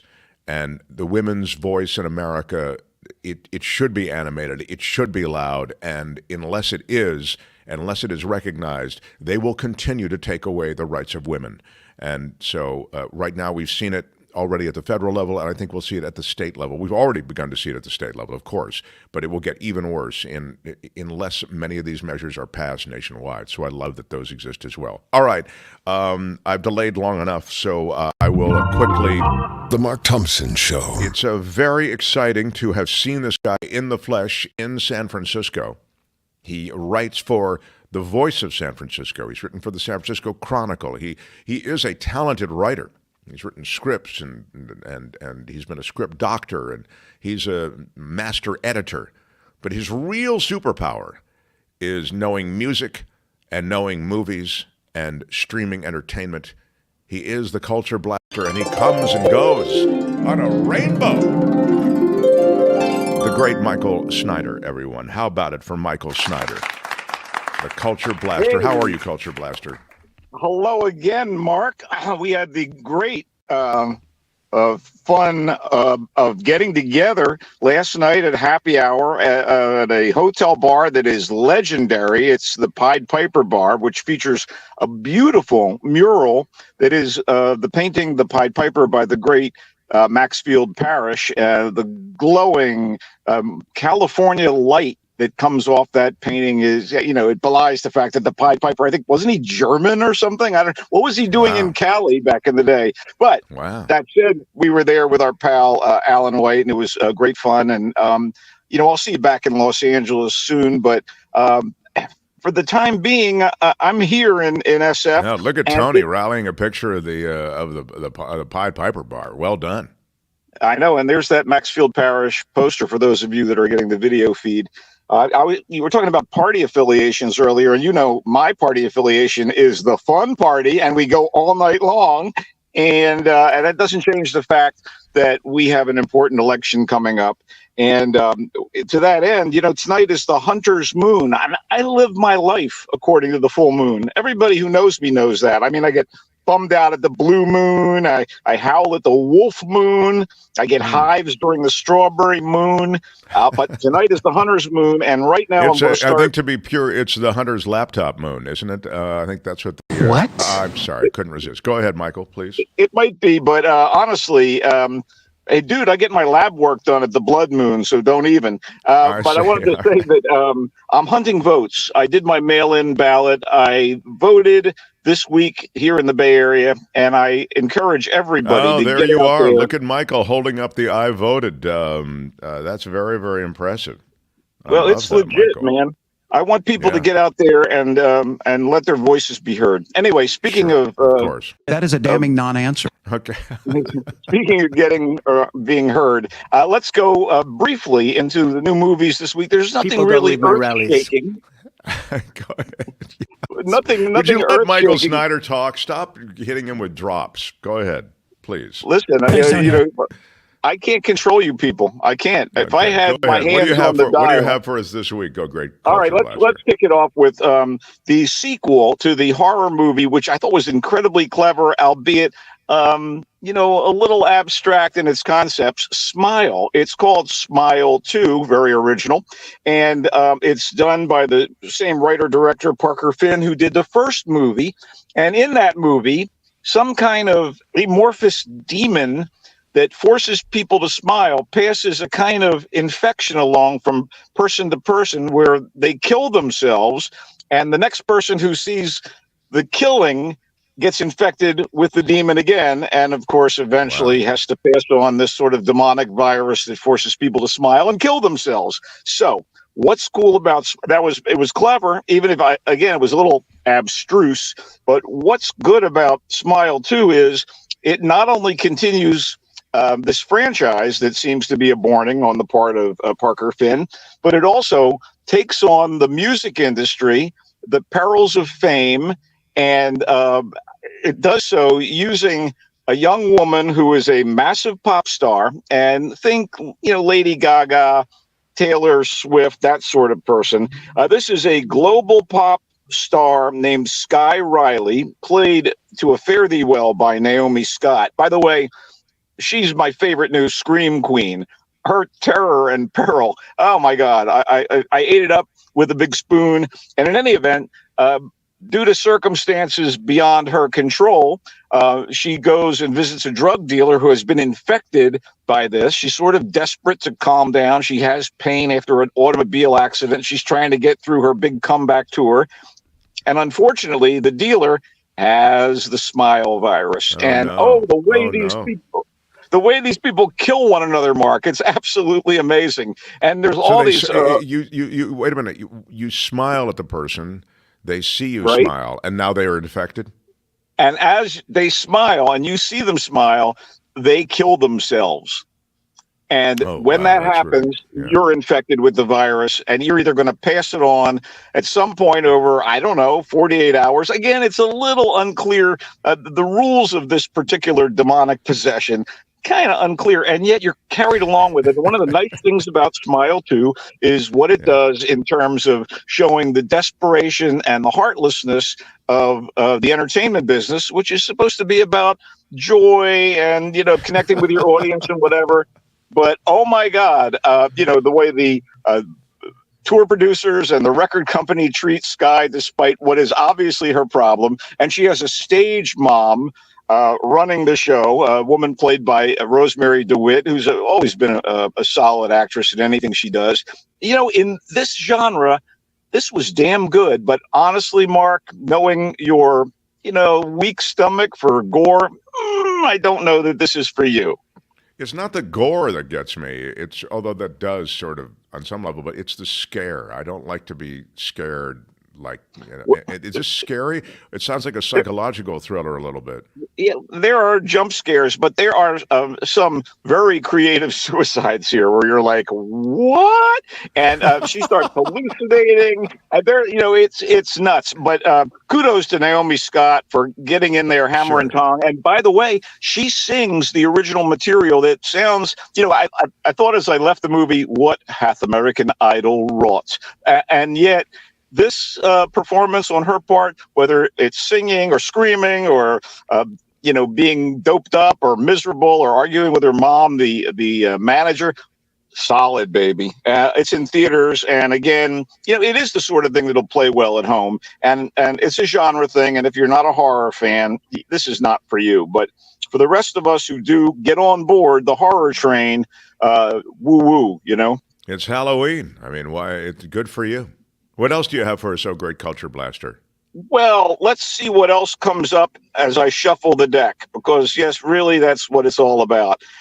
All right, a smart and kind of twisted satire about our global leaders. Let's call them our global leaders. Rumors brings together members of the so-called G7, played by the likes of Kate Blanchett, who does the German premiere, Charles Dance, who plays the president of the United States, and various other international actors and actresses, and also has Alicia Vikander playing someone from the European Union. They're all together at a getaway. The G7 is happening in Germany, and they're on this large estate, and they're trying to develop a statement made by all 7 members in concert that is going to address some unclear international crisis. So they're wrestling over this. They're sitting in the gazebo. They're having photo ops. It just so happens that on the grounds, someone digs up, I guess you'd call it a fossilized Neanderthal or early man,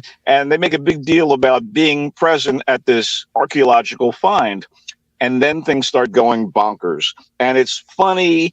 There's a little bit of horror because you don't know whether the world is coming to an end. They're cut off from the rest of the world. They're cut off from their aides. They're cut off from the people that have been tending to them on this estate as they meet.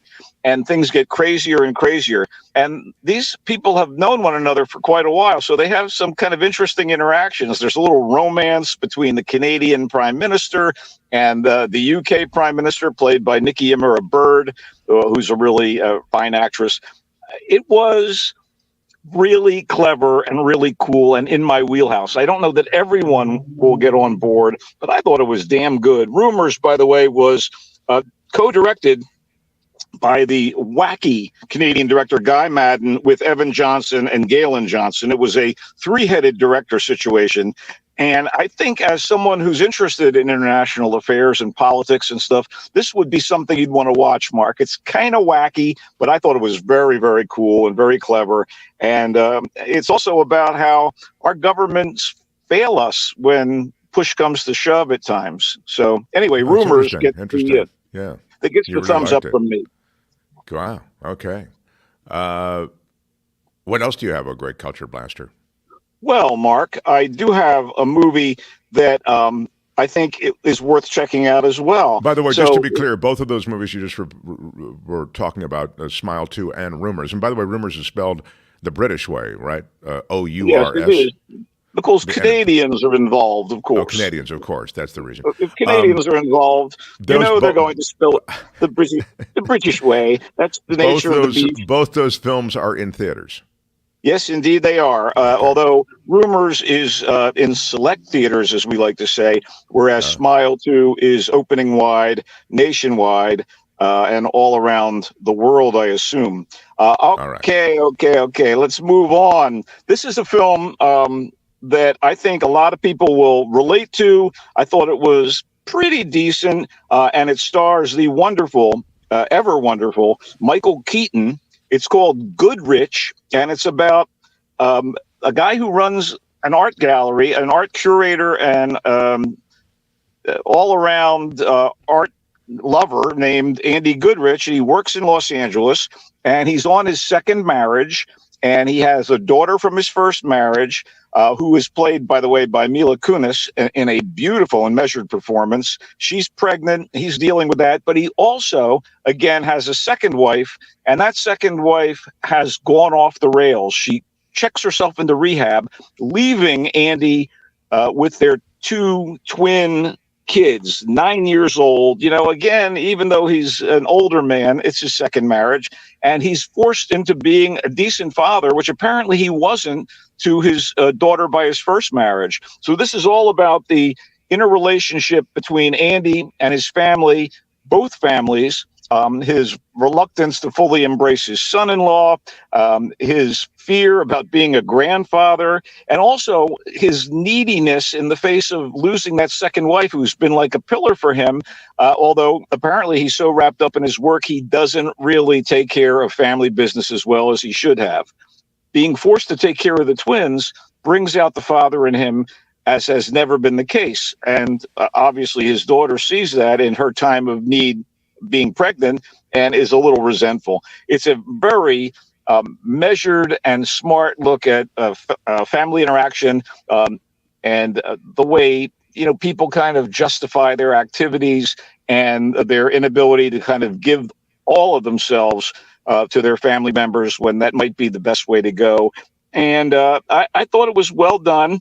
It's directed and written by a Nepo baby, that being Haley Myers Shire, the daughter of Nancy Myers and Charles Shire, both filmmakers. So, you know, she got a little leg up, and she's also been watching these sort of interpersonal rom-droms all her life because, I mean, Nancy Myers, right? She's all about romantic comedies and the such.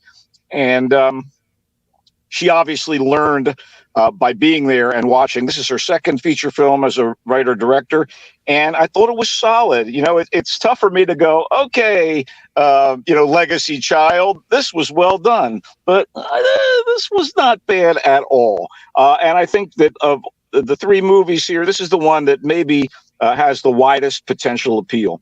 It is, by the way, opening wide. Terrific. I love it. Well, so there you go. We've increased our likability ratings as we've proceeded. What else do you have, oh great culture blaster? Well, let's wrap up the movie segment with a film that was kind of anticipated on my part because I love the two lead actors, one of whom is, they're both from the UK. One is Kelly MacDonald from No Country for Old Men, and the other is Damian Lewis, and you know him from Billions, and he was in Once Upon a Time in Hollywood. I think Kelly MacDonald if I'm not mistaken, she was in Train Spotting. And we're talking about very accomplished actors, and they star in The Radleys, which was it was good for what it was, but it was a little disappointing. It was like one of those, choose your own adventure movies where you kind of know what the next thing is going to be. You sort of have it all mapped out in your head. And the Radleys are a very unique suburban family. Mom, dad, son, and daughter, and in a dual role, Damian Lewis plays his brother, a ne'er-do-well uncle. And here's the key. These people, despite kind of living embedded in a British suburbia, I believe Yorkshire is the area, are vampires. But mom and dad have abstained. They want to live in human society, so they're constantly trying to control their urges. And the kids don't even know they're vampires until the teenage girl loses control at one juncture and the cat's out of the bag. The boy, the son, is gay and kind of decent and kind of has a crush on the boy across the street whose dad is a former policeman who knows stuff's up. So all the ingredients and elements are there for something really, really good. And it was good. I just wasn't blown away. Is it a comedy or is it a dramedy or what is it? There are comedic aspects of it for sure, and it wasn't wildly funny, but it was fun to watch Damian Lewis in the dual role. And the kids are pretty fine young actors, not to be confused with fine young cannibals, not to be confused with fine young vampires. But I thought that it was solid, I guess. I wanted more out of it, but for what it was okay. And it's also in theaters at the moment and also streaming. So you can watch it at home if you want. Not great. This is another one of those not terrible Michael Schneider, the Mark Thompson show. You kind of wish it was better, but I just feel like we've been here before on some level, even though it did have a kind of a fresh approach. They're trying to control. And the boy falls in love with a mortal girl. It's called Twilight. No, the boy has a crush on the boy across the street. Exactly. He's a gay boy. Yeah, who's best friends with the older sister who has inadvertently discovered and, again, had to force her mom and dad to reveal that the family are vampires that are trying to control themselves. In fact, one of the nicest things about it is dad is a doctor with all that entails. So, if he cuts himself shaving, those old urges start coming up. I see. I love it. It has its moments. It does. I just wish it had been even better than it was. And let's just say, I give it a kind of tentative, okay, pretty good. Okay. What else do you have, a great culture blast? You're done with the movies. What else do you have to recommend quickly, please? Well, I do like to recommend the occasional television program, streaming show, or what have you. And I have one that I'm very intrigued by. And guess who's back? Because we just talked about her in rumors, but Cate Blanchett in what may be her first streaming TV series as the star, and it is very promising. It's called Disclaimer. And it's about a journalist who's just won an award. Her name is Catherine Ravenscroft, played by Cate Blanchett. And she's always been, investigative and digging up the stories, the seamy underbelly of her topics and her stories. And she apparently did something while a young woman that is coming out, and it's coming out in a very strange way, through a book that was written and published independently and shows up at her home, thereby throwing her home life into all kinds of tumult. Her husband is played by Sacha Baron Cohen, and the person who sends the book is played by Kevin Kline. He plays an older man quite convincingly. I mean, as in a really older man. And it is the work of director and screenwriter Alfonso Cuarón, who is a top drawer guy. He's written and directed, I think, the entire thing. And I was totally caught up in it. And it's got that hint of blackmail about it. We really don't know a couple episodes in what she did, but we're getting inklings. I thought it was pretty cool, very promising. It's on Apple TV. It's called Disclaimer. Wow. Sounds terrific. It sounds like you really like it, too. And you've got, as you say, I mean, remarkable virtuosos in their field. I mean, Cate Blanchett, to me, is one of the great actresses of her generation. Just remarkable as an actress. Totally. Kevin Kline, of course, and then Alfonso Cuarón. That's pretty strong.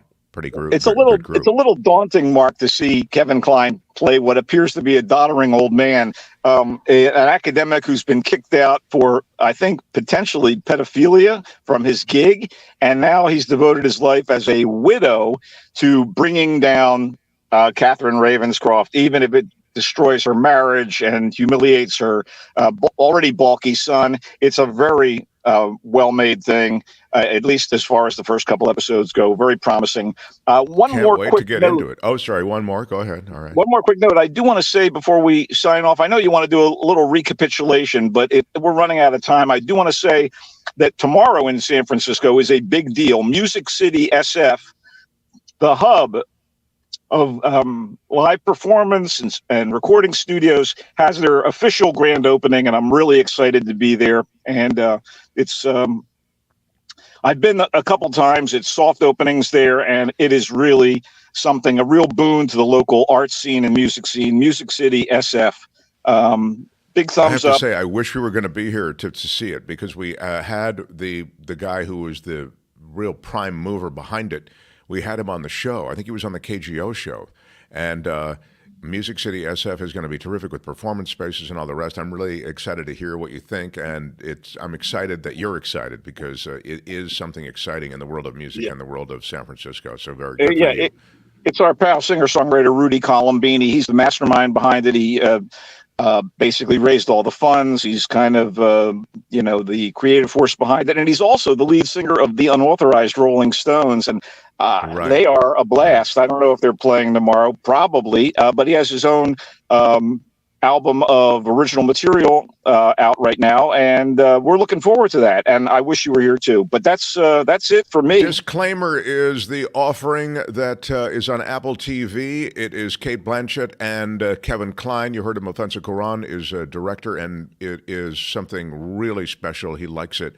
It is streaming, as I say, on Apple TV. The Rallies is the Culture Blasters pick that he felt was sort of okay. He said it's not bad. Damian Lewis, Kelly MacDonald. It's the vampire story turned on its side a little bit, because the vampires are sort of trying, it sounds like, to live within basic society, and there are all the temptations associated with vampire-ness that they are dealing with. Again, he kind of said, it's okay. The Goodrich film, which with Michael Keaton, I think leads the field today, is the one that he talked about. He's fathering twins.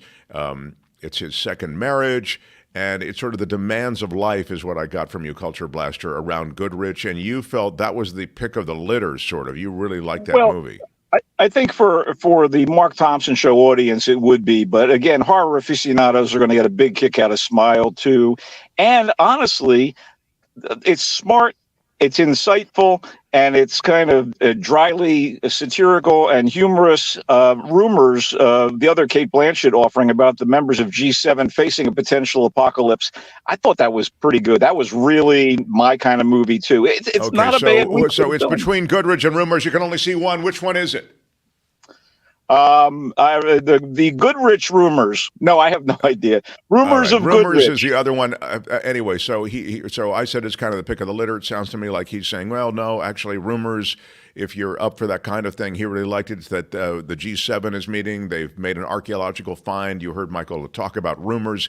He really likes that, maybe even more than Goodrich. Smile 2 is the horror film that is, of course, it's the sequel to the original Smile horror offering, and Michael liked it. He said it's kind of weird. You're not really sure about this infection and exactly how it works, sort of the bylaws of the infection itself, but he said you do get wrapped up in it, and it's a winner. So he likes Smile 2. He really likes Rumors. He mostly likes Goodrich. He kind of likes the Radleys, and he really likes Disclaimer.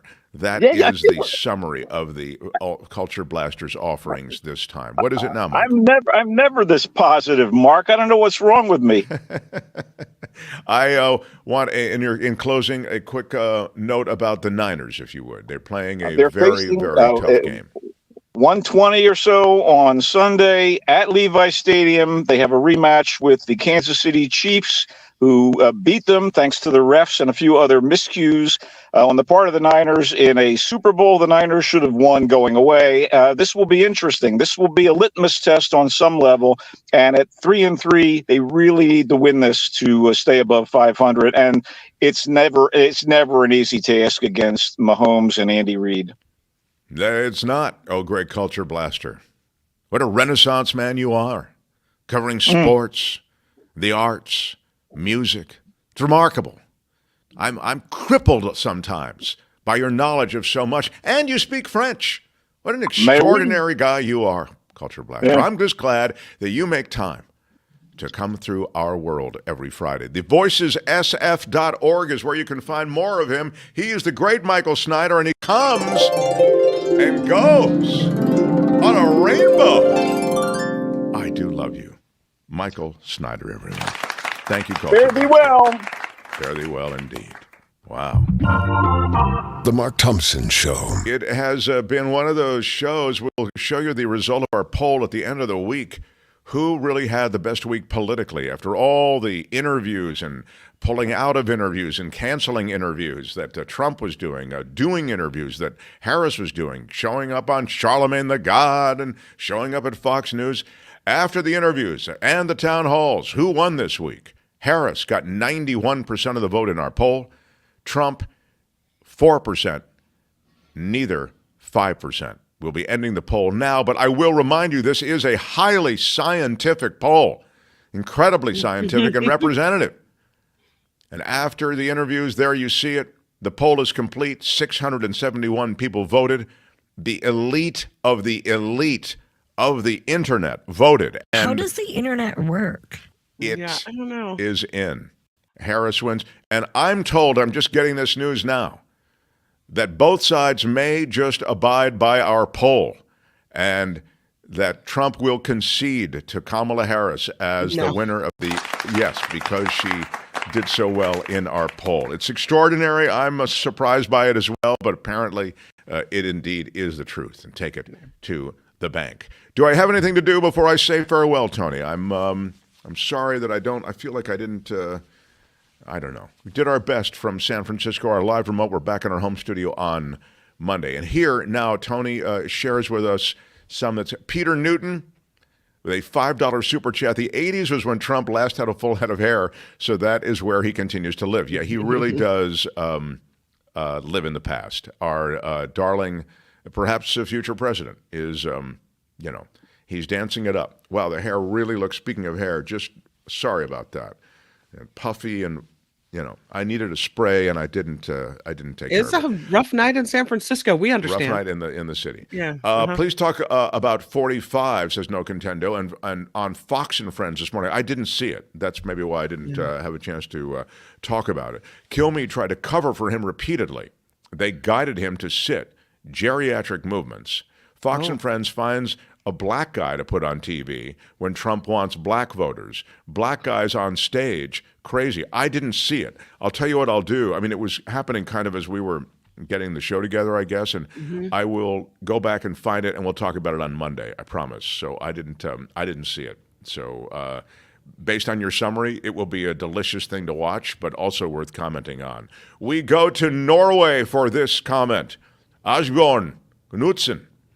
Florida alligator threatens FEMA and police with flamethrower after stealing traffic light generator and eating the pets of the people living there. That is the perfect solicitation of Florida stories, the perfect collection of Florida stories, and the perfect mashup of Florida stories. Thank you.